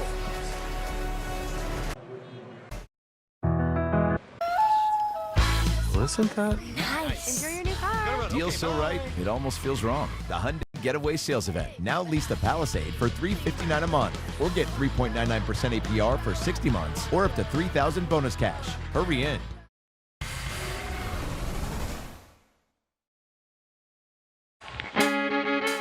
Make some noise!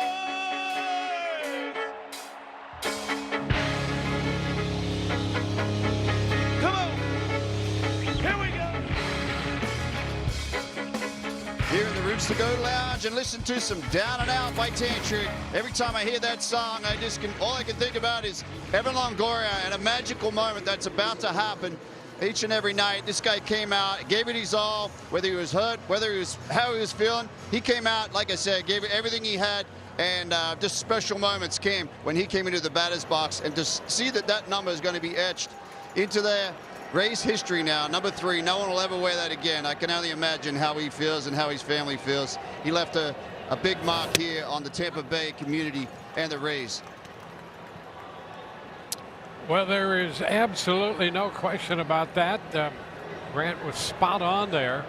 And a big thank you from Longo there, number 3. Yeah, and how about, before the actual jersey retirement, how about the entrance of Evan Longoria down there at the 162 landing, left field, coming in to Tantric, playing Down and Out live here at the Trop. Yep. That was a cool moment before the game, and Evan comes out to his walk-up song and actually having the band here to play it. That was a pretty cool touch too. Yeah, that's doing it upright. Right? And it's one thing to blare it over the speakers. It's another, I don't know, have the band in-house playing it live on your weekend. That's so cool. And a cut and miss. Rosarena is out on strikes. 7 in a row retired by Roycroft. 3 of those on strikeouts.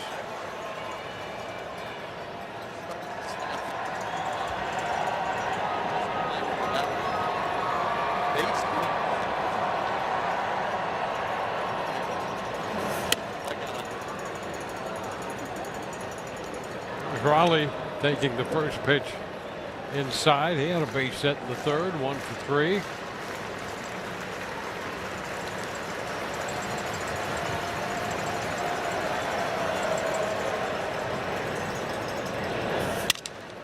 Broken bat, and that soft liner. Walls is right there to make the catch. 2 up, 2 down.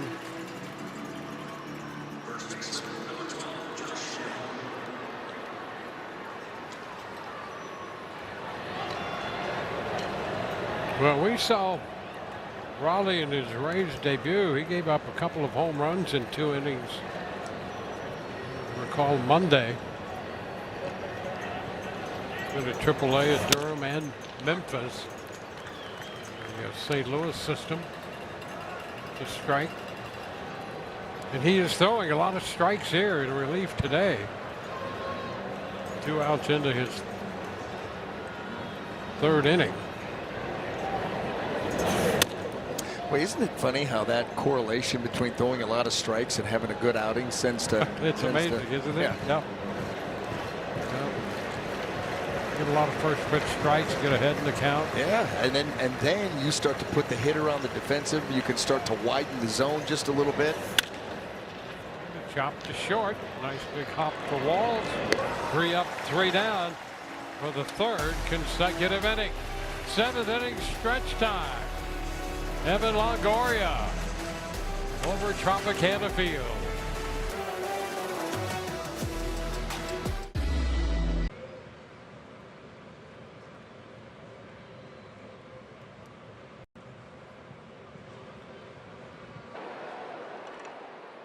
The 9th against Papelbon. Oh, wow. Here, Evan Longoria. 2-10 on a line shot down the left field line. That ball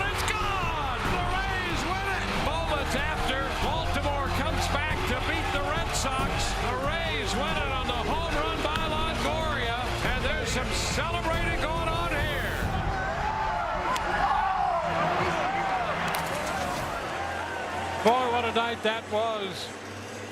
162, the landing named after that in honor of that shot by Evan Longoria, connecting off Scott Proctor. As we look back on that, there were times throughout that evening when you had to think maybe it was all over. And then there started to be a momentum build, not only here, but you'd get scores from those other games. And then you thought, well, maybe there's something. And you never really knew. And then Evan Longoria capped it all. Yeah, I mean, the fact that they fell down 7-0 early in that ball game, and like Evan said when he was up here, that was kind of a microcosm of our month. We just continued to battle all the way to get to this point right here. And Dan Johnson with that big home run right down the right field line, breathed new life into that dugout. You're back to even, and now you got a chance trying to get that pitch away. It's up middle in, and right there, Evan Longoria yanks that liner right down the line, wraps it right around the pole. And there is your walk-off. And the fact that all of those other games, everything ended within 90 seconds, 2 minutes of each other. There were delays in other games. You know, you think about the Orioles, the Red Sox, and all of those things came to be at the same exact time, the confluence of events. You could not have scripted it better. No. That's one of the most memorable days in Major League Baseball history. Yep. And Evan got to be a part of that with that magical team and got to end it, really. Well, and he put his name right next to Bobby Thompson there. Yeah. When you talk about walk-off home runs, and the Rays finally found themselves alive. Boy, what a night that turned out to be. I mean, buried early, you know, and you know, as Evan pointed out, that's with David Price on the mound. Yep. You know, you felt really good going into that game for that reason alone. And all of a sudden, it didn't look like it was going to go the Rays' way. But boy, they never quit. Never quit that night. They never quit that entire season, and went on a magical run in October. But it had to start somewhere, and there it was. That liner down the line. Home run number 31, and it unleashed all kinds of fury. One out here in the 7th inning. Taylor Walls fouls one back. Strike one. A lot of the merchandise right there. The hat, the giveaway in yesterday's ball game, that little bobble card in the background. The giveaway today. Tapper foul. 0-2. Well, hey, how about that? Now, that is very attractive looking. He's got 3 of those. 3-time All-Star. Silver Slugger, Rookie of the Year, special bases. Ball, 2 strikes here. Even the pins we have. How super cool the pins. Oh yeah, we did get the pins.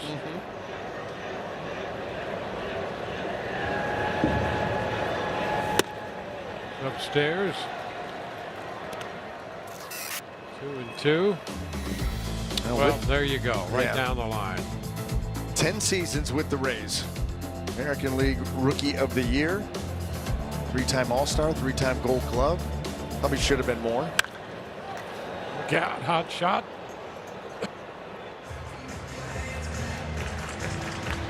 Into and out of the bullpen bench down there. Seattle struck early, 3 in the 2nd, 4 in the 4th. And for the Rays so far, just the 2 hits.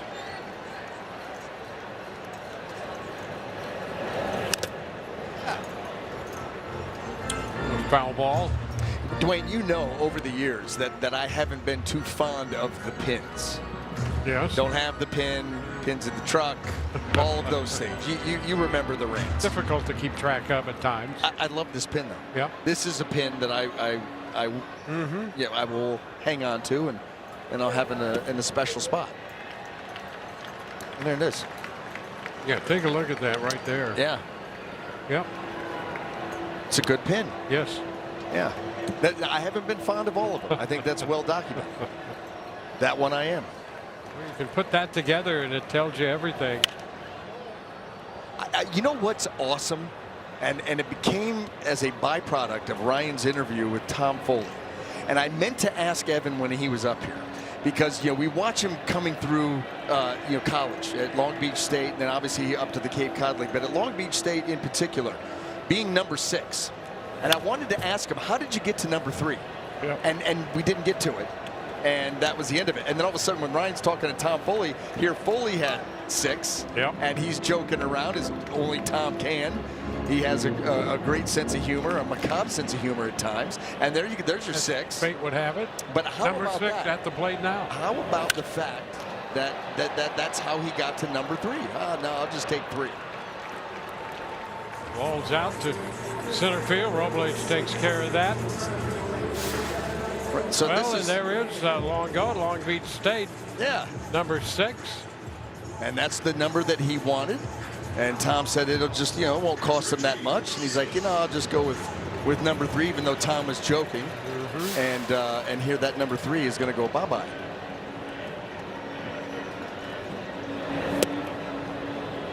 She's down. Boy, you think of those. Those are iconic numbers to begin with, though. Stan Musial, number 6. Babe Ruth, number 3. Anything single digit. In fact, did the Yankees even have a single-digit number left open? Yeah, I mean, that started to become an issue. Well, he was the 3rd pick in the draft, and it all worked out. It did.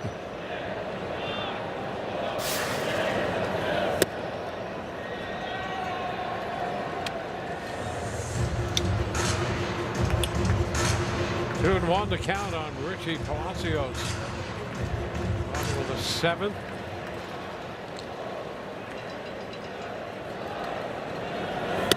Hooker's pitch misses. 3-1. Cole Rucker, 5th pitcher of the day. Seattle staff.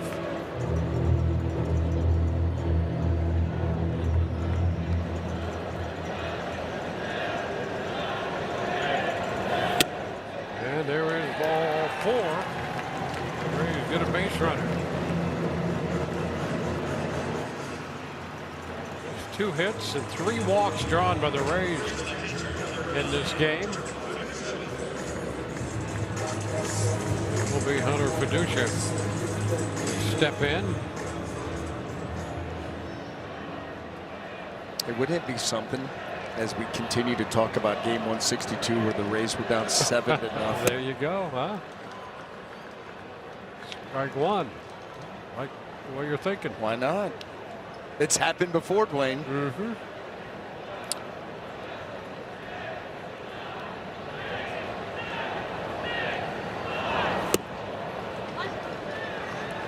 2.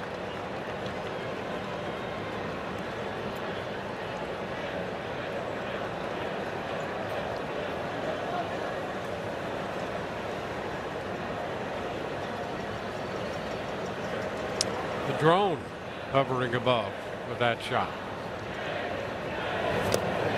And a swing and miss. Fiducia is out of there. 7th inning is brought to you by Hyundai.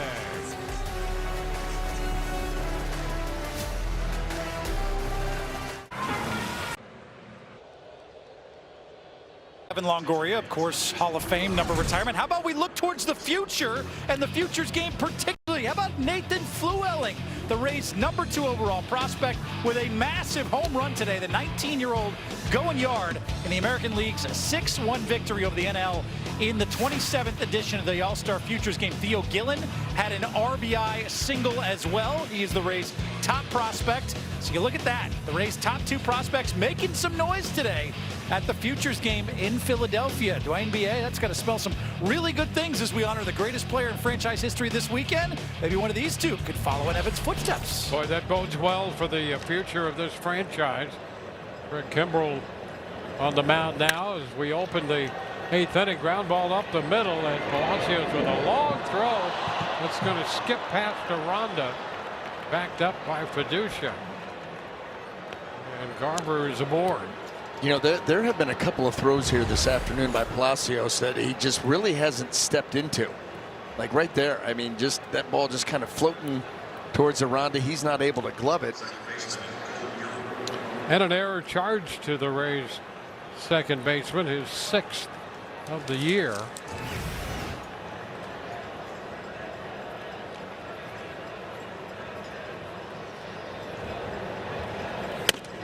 Young takes the ball upstairs.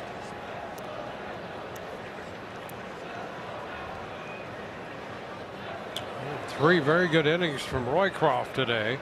Faced 9 men. Struck out 3. A lot of ground ball outs. Now a strike. Kimbrel on the hill.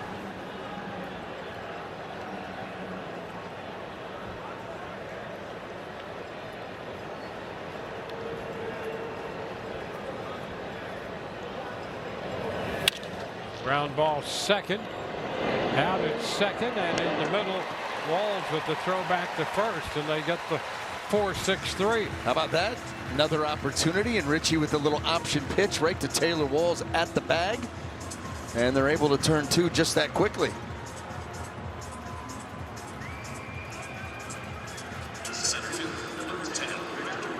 Now, Victor Robles up. Sacrifice fly in the second, got a run home. He's otherwise 0 for 2. Just outside of third, foul. Well, the Rays wrapping up the proverbial first half of the season, although they're way past the halfway mark in games played. The All-Star break coming up. All-Star game in Philadelphia. Rays will pick up action on the road in Boston and Toronto. Come right out of the gate with the double dip too in Boston. Day-night doubleheader on Friday. I think it's 1:35 and then 7. Oh, by the way, 2-1. The Boston Red Sox have been playing pretty good baseball.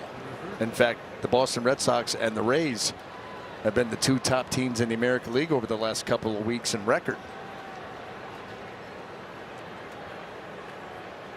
Rays starting the day 4 up on New York. That's a foul ball back. 2-2, and the Red Sox have won 8 straight. And there's the doubleheader that we're talking about on Friday the 17th. 4 o'clock Saturday, a 1:30 Sunday, and right up to Toronto they go for a 4-gamer. Yep, then the Rays back home against Cleveland and Texas and the White Sox. So they come back home for an extended homestand there. And then head west. So a couple of big road trips coming out of the All-Star break. Then it gets really interesting from there on. Well, and then you're closing in that time frame that we're talking about. You've got the trade deadline. That's going to be really interesting too. Walls takes care of that throw. Bottom of the 8th coming, top of the lineup, due for the Rays. Introducing the Rays TV presented by Union Home Mortgage. And on to the home half of the 8th inning we go.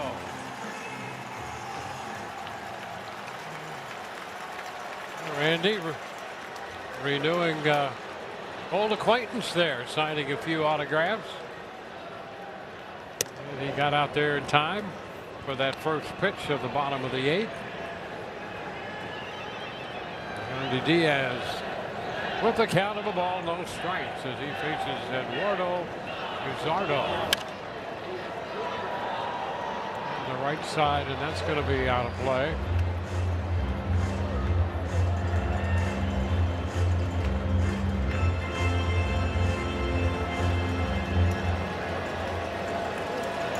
.01 ERA for Luzardo.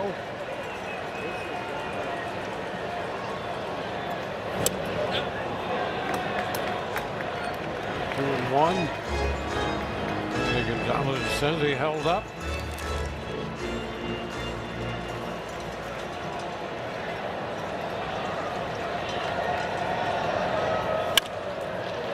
And a chopper up the middle and through into center.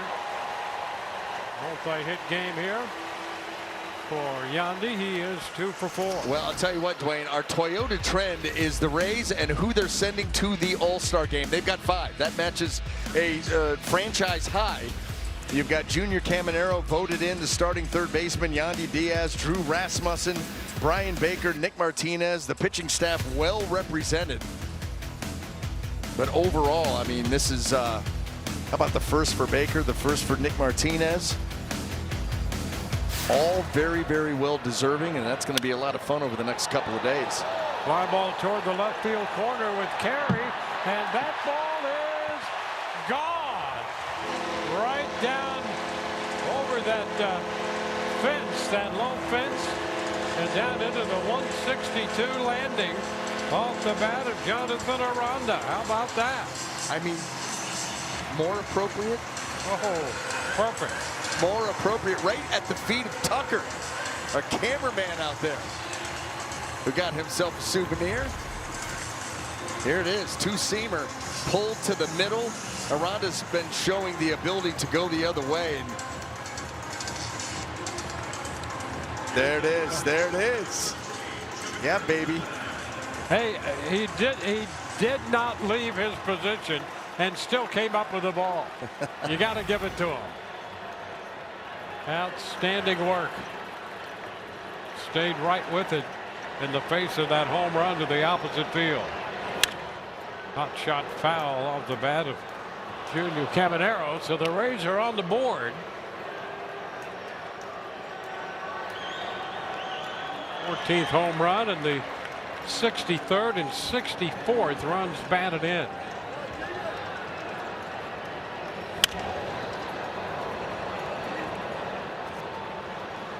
Two. Ball the other way.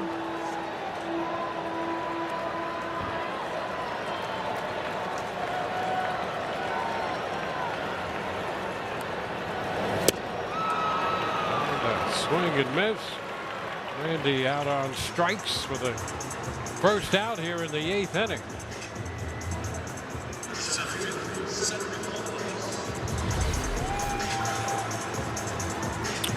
Well, that home run by Aranda, a 2-run shot, gives him 64 runs batted in, and he catches Pete Alonso for 4th in the American League right now and runs batted in.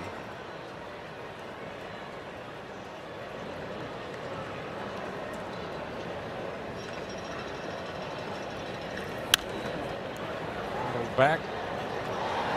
Cedric Mullins, 1-1 the count.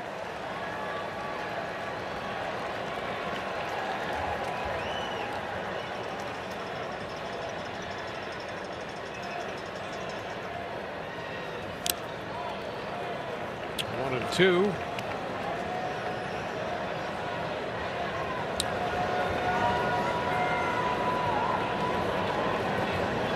Well, we had mentioned the 5 All-Stars the Rays will be sending to the All-Star game, and you could still make a good case for Jonathan Aranda, who just hit that 2-run home run. The top 5 in runs batted in. He's had a great year so far.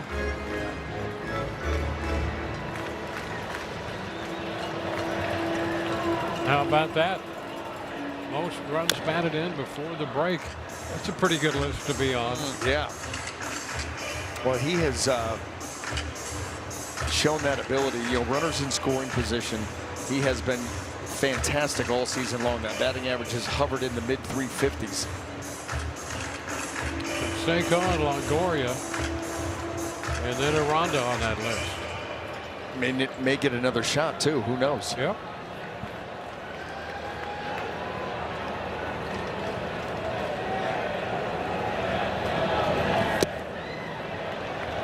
Take there to run the count full. 3-2.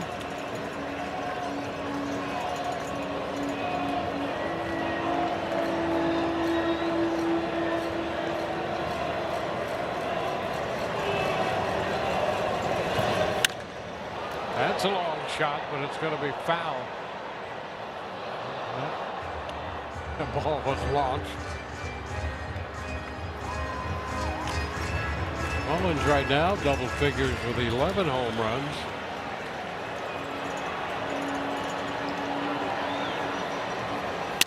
Three-two and a shot. Oh, grab, reaching across.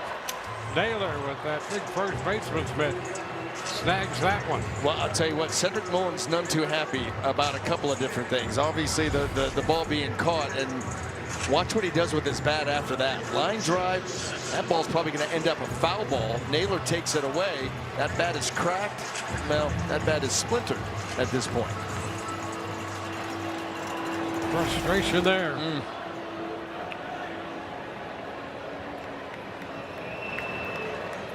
Chandler Simpson.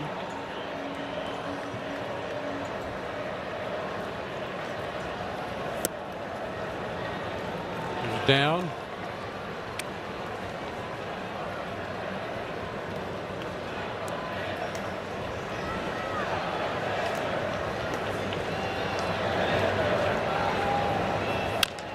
Little tapper, first base side, still fair, and they get the tag to retire the side.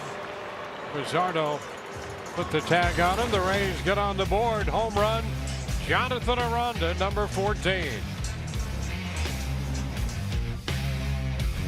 Do you know? Well, the Mariners leading this ball game 7-2 as we head into the top of the 9th inning. They had a couple of home runs hit. Let's take a look at them on a StatCast 3D powered by Google Cloud. One to left, one to right center. Weston Wilson and Randy Arozarena. Randy going the other way. And it's a 7-2 game. A strike on Wilson to begin the 9th. Kimbrel worked the 8th inning. Pitched around an error to a double play ball. And then got another ground ball to end it. Wilson's home run back in the 4th. Second of the year.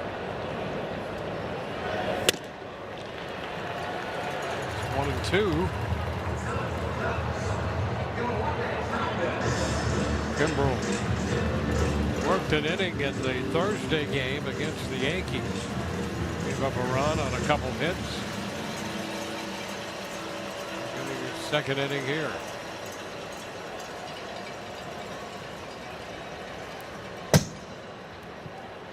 Two and two.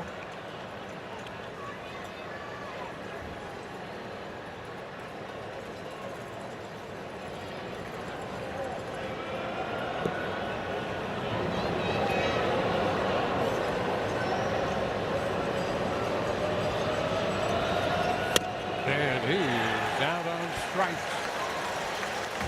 Sweeper action on that one. First strikeout for Kimbrel.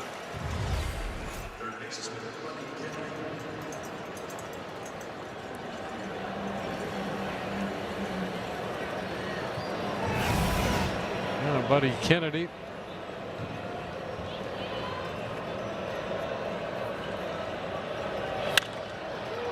Pulled foul. Kennedy scored a run after reaching on an error in the 4th. He walked in their 3-run second inning. One of 2 men left on in that frame. Strike 2.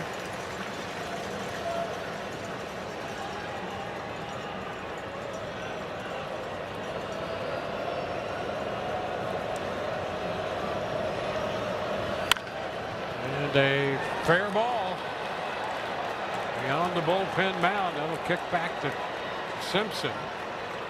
Kennedy's in at second with a double.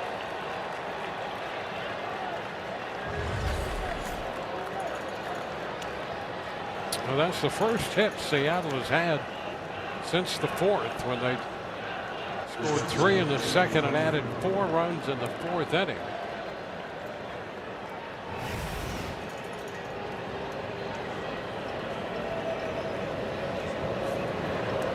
J.P. Crawford.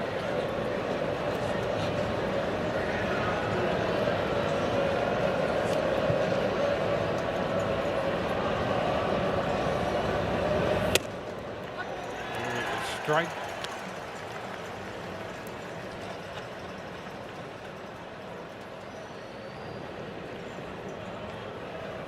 For doubled in 2 of those runs in the 3-run second.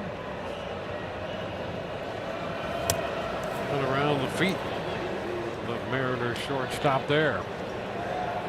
There's wrapping up this homestand leading up to the All-Star break. Divided 4 games right down the middle with the Yankees. And won the first 2 from the Mariners and trailed by 5 here in the 9th. In game 3, there's a strike, 1 and 2.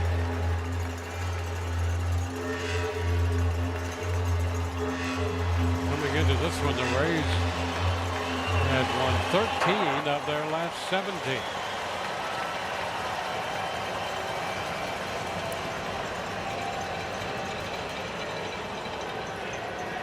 Mariners struck early and have led throughout the afternoon.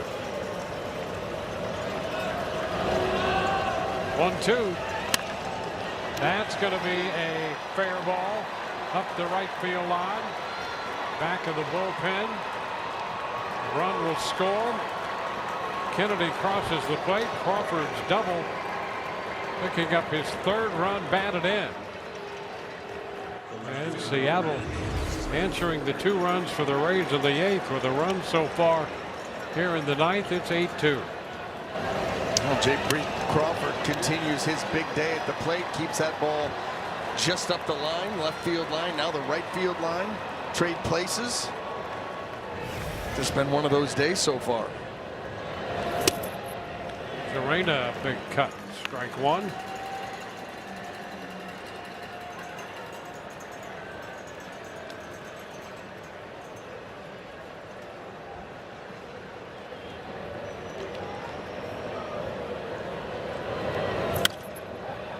Lifted foul and back into the stands.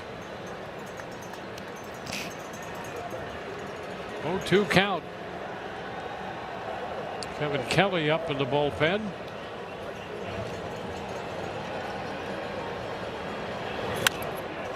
And a foul straight back. Rosarena connected for the home run in the 4th inning, his 11th of the year.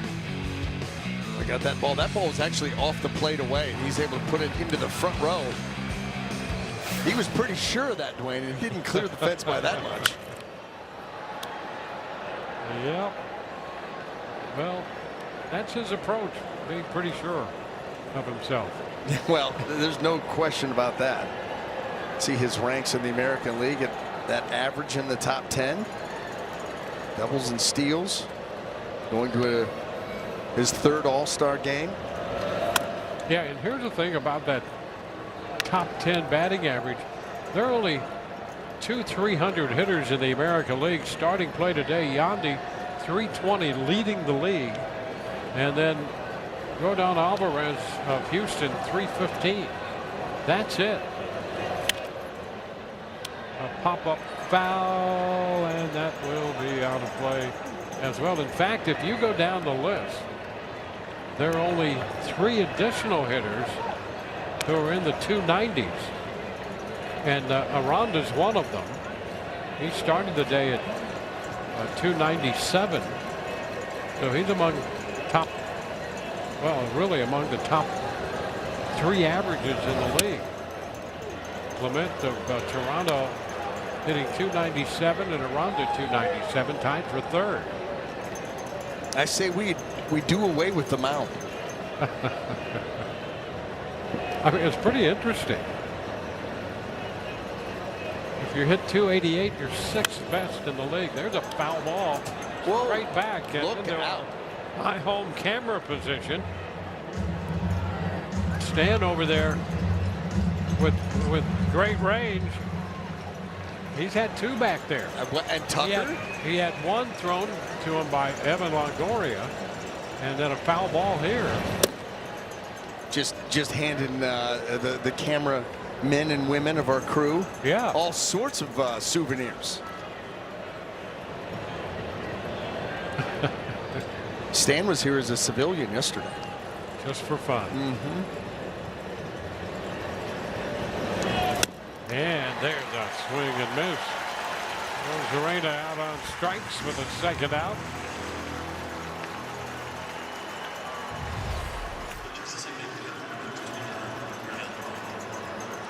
You know, back to that league leaders in average. You got 2 300 hitters. You got 3 in the 290s. And then the rest, you go down to 285.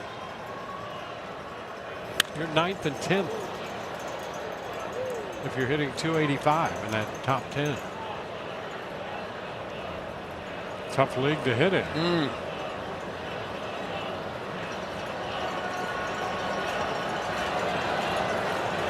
Now Raleigh 1 for 4.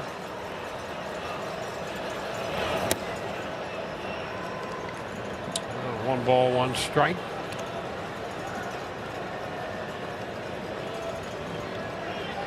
How about the National League? They have of their top 10, 9 have hit at least 300. Swing and a miss. 1 and 2. That kind of fits the story of both leagues. Yeah. I mean, you have vacillated between 4 or 5 teams in the American League with a winning record all of the first half. Yep. I mean, it's while the National League has been much more competitive, or having the better records, the American League, I mean, this is the year that, I mean, the parity. You've had the Yankees, the Rays, right there at the top of the list. You know, the White Sox have made a nice run. Cleveland's been there. Texas is kind of hovering around. They're a game over. There are your 5 teams with winning records.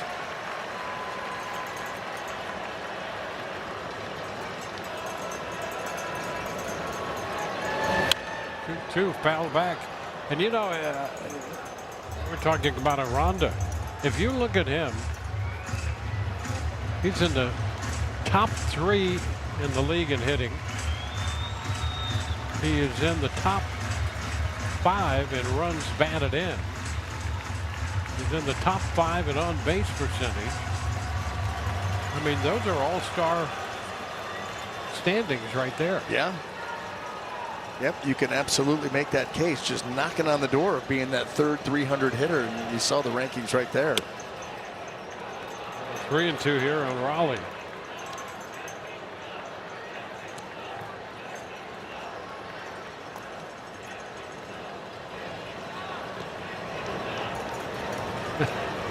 Yeah, and he's tied for 4th in hits with Bobby Witt Jr. It goes on and on. A long one, well foul. So you can make a strong case. The point has been made for Jonathan Aranda. Yeah, without a doubt. Without a doubt. Part of the Rays' big 3 right there at the top of that lineup that we have continued to talk about because of how productive, obviously, they've been.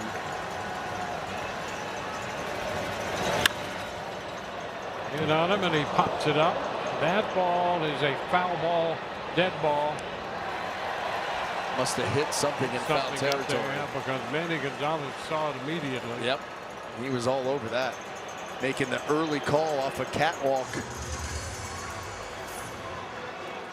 Now, if it hits the catwalk in fair territory, then it's fair game. Yep. Make that catch. But in foul territory, it immediately becomes dead.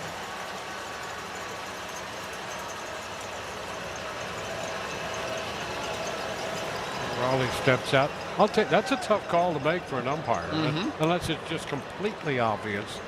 I mean, it's tough enough to track a ball and catch it, but if you're the umpire and you've got to make that call, or that requires an eagle eye for sure. There's your crew chief, Ron Culpa. Yep. And at third base, surveying the situation. Eagle eye himself.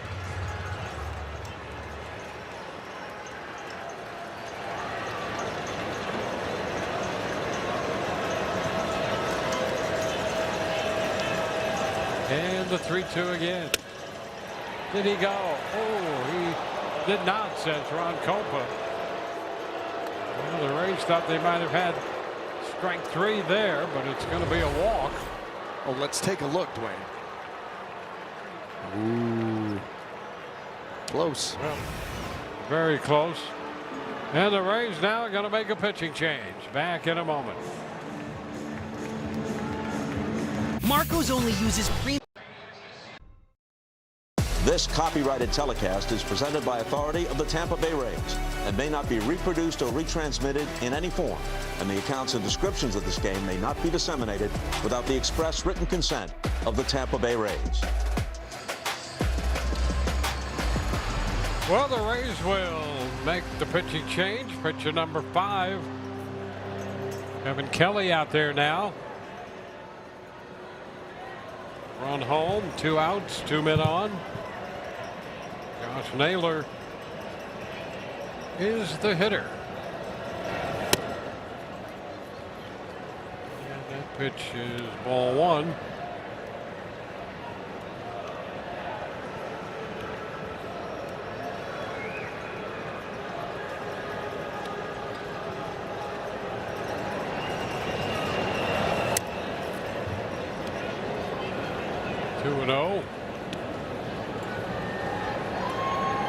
Kelly worked a couple innings Friday night.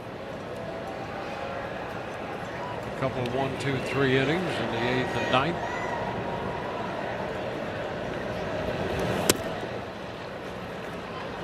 Promptly falls behind 3-0 to Naylor.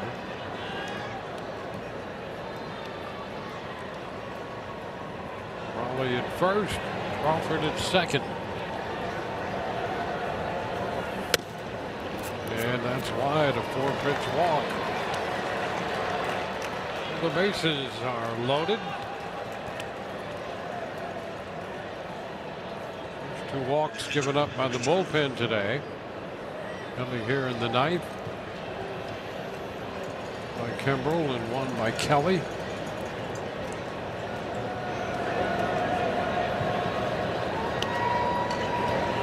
Mitch Garver. Ground ball, that's back at third. Going to be a foul ball. Nice pick up the throw that skips by Aranda, but it was a foul ball, says Ron Copa. Eagle eye, no doubt. Had a couple of close calls down there in the last couple innings. He has. He's all over it. Look at that. Properly positioned. Eyes trained right on that baseball, the bag, the line. Surgical. Yep. Mitch Garver.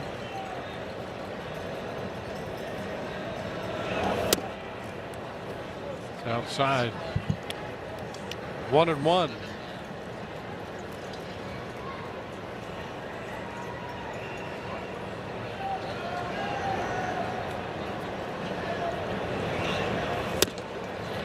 Outside. 2 balls and a strike.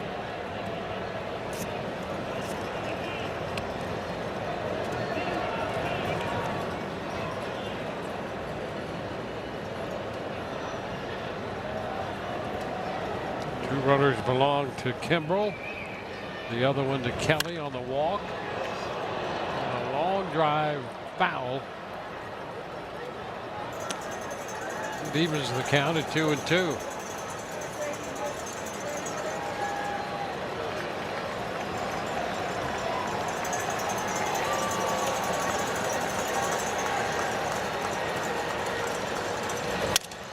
Into center field, straight in. Mullins, and did he get it or did he trap it? He got it. He made the catch out there. Charging straight ahead. We go to the bottom of the 9th. 8-2.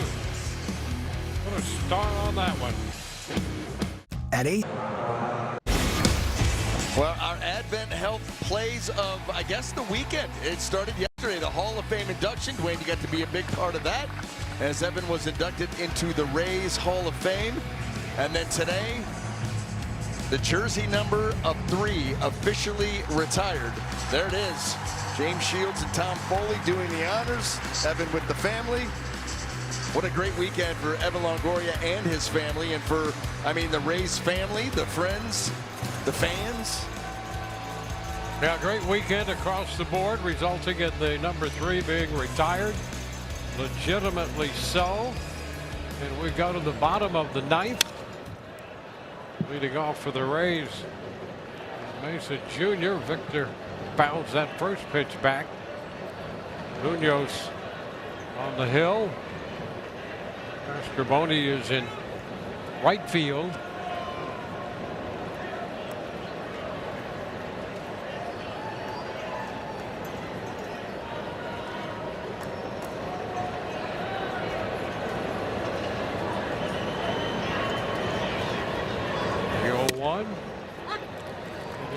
Something behind that one, 100. On the field is a strike, the batter's challenged. And it's going to be challenged.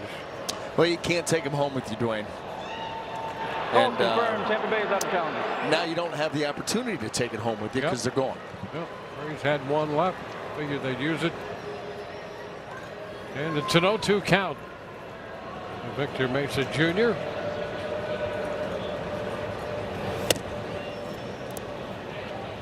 One and two.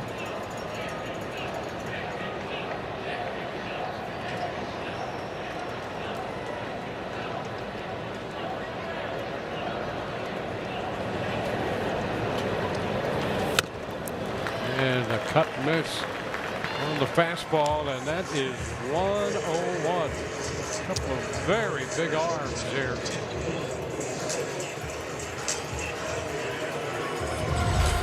Boy, let it rip. And that's what Munoz does. Oof.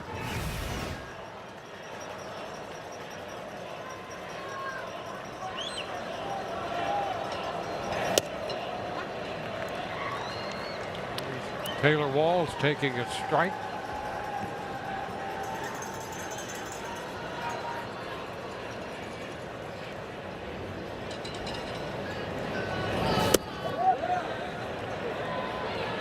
And that's a strike confirmed by Ron Culpa. He's locked in. Not the All-Star break yet for him. Fly ball left center field, angling over Zarena. He's got that. 2 up, 2 down.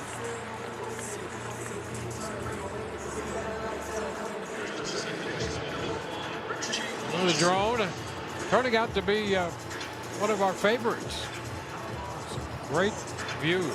Yeah, all weekend long, getting different views of Tropicana Field here. Usually we're getting different views of the Tampa St. Pete area.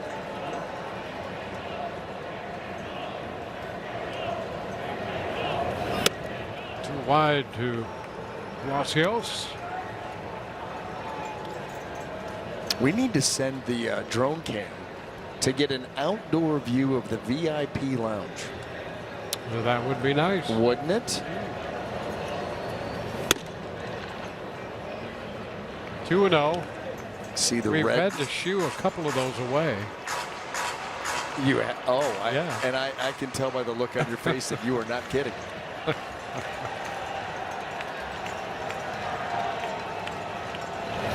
That's a little wide. What do we shoo them away with? Some variation of a slingshot. Oh, very nice.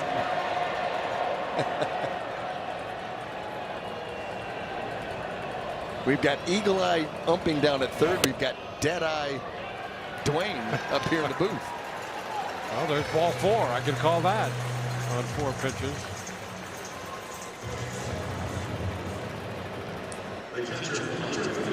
And that will get Hunter Fiducia to the plate.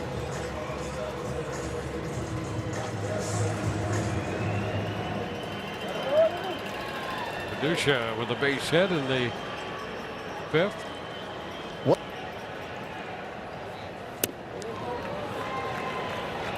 Strike 1.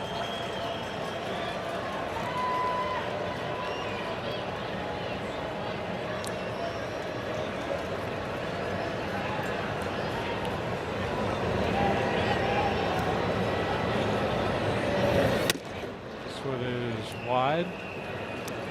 Ball in 1 strike.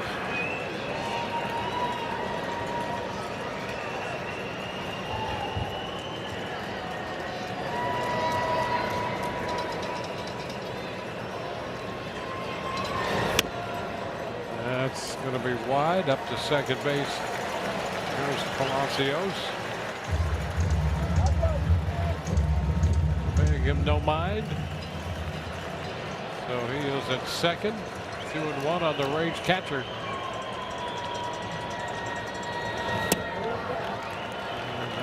Some bite down and in. 2-2.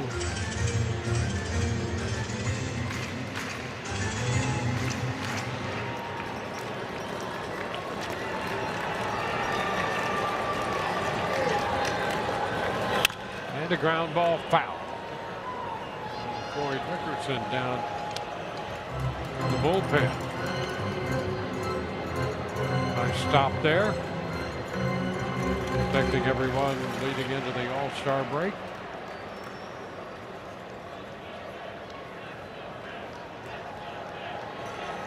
Two-two. A little bit of that one foul. Andres Munoz out there on the hill.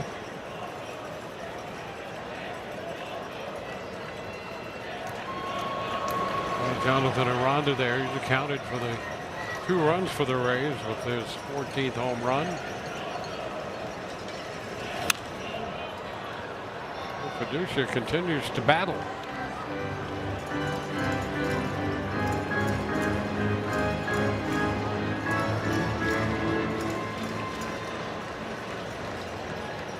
Andy on deck.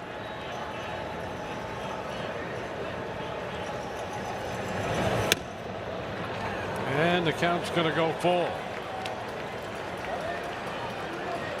An 8-pitch at bat so far.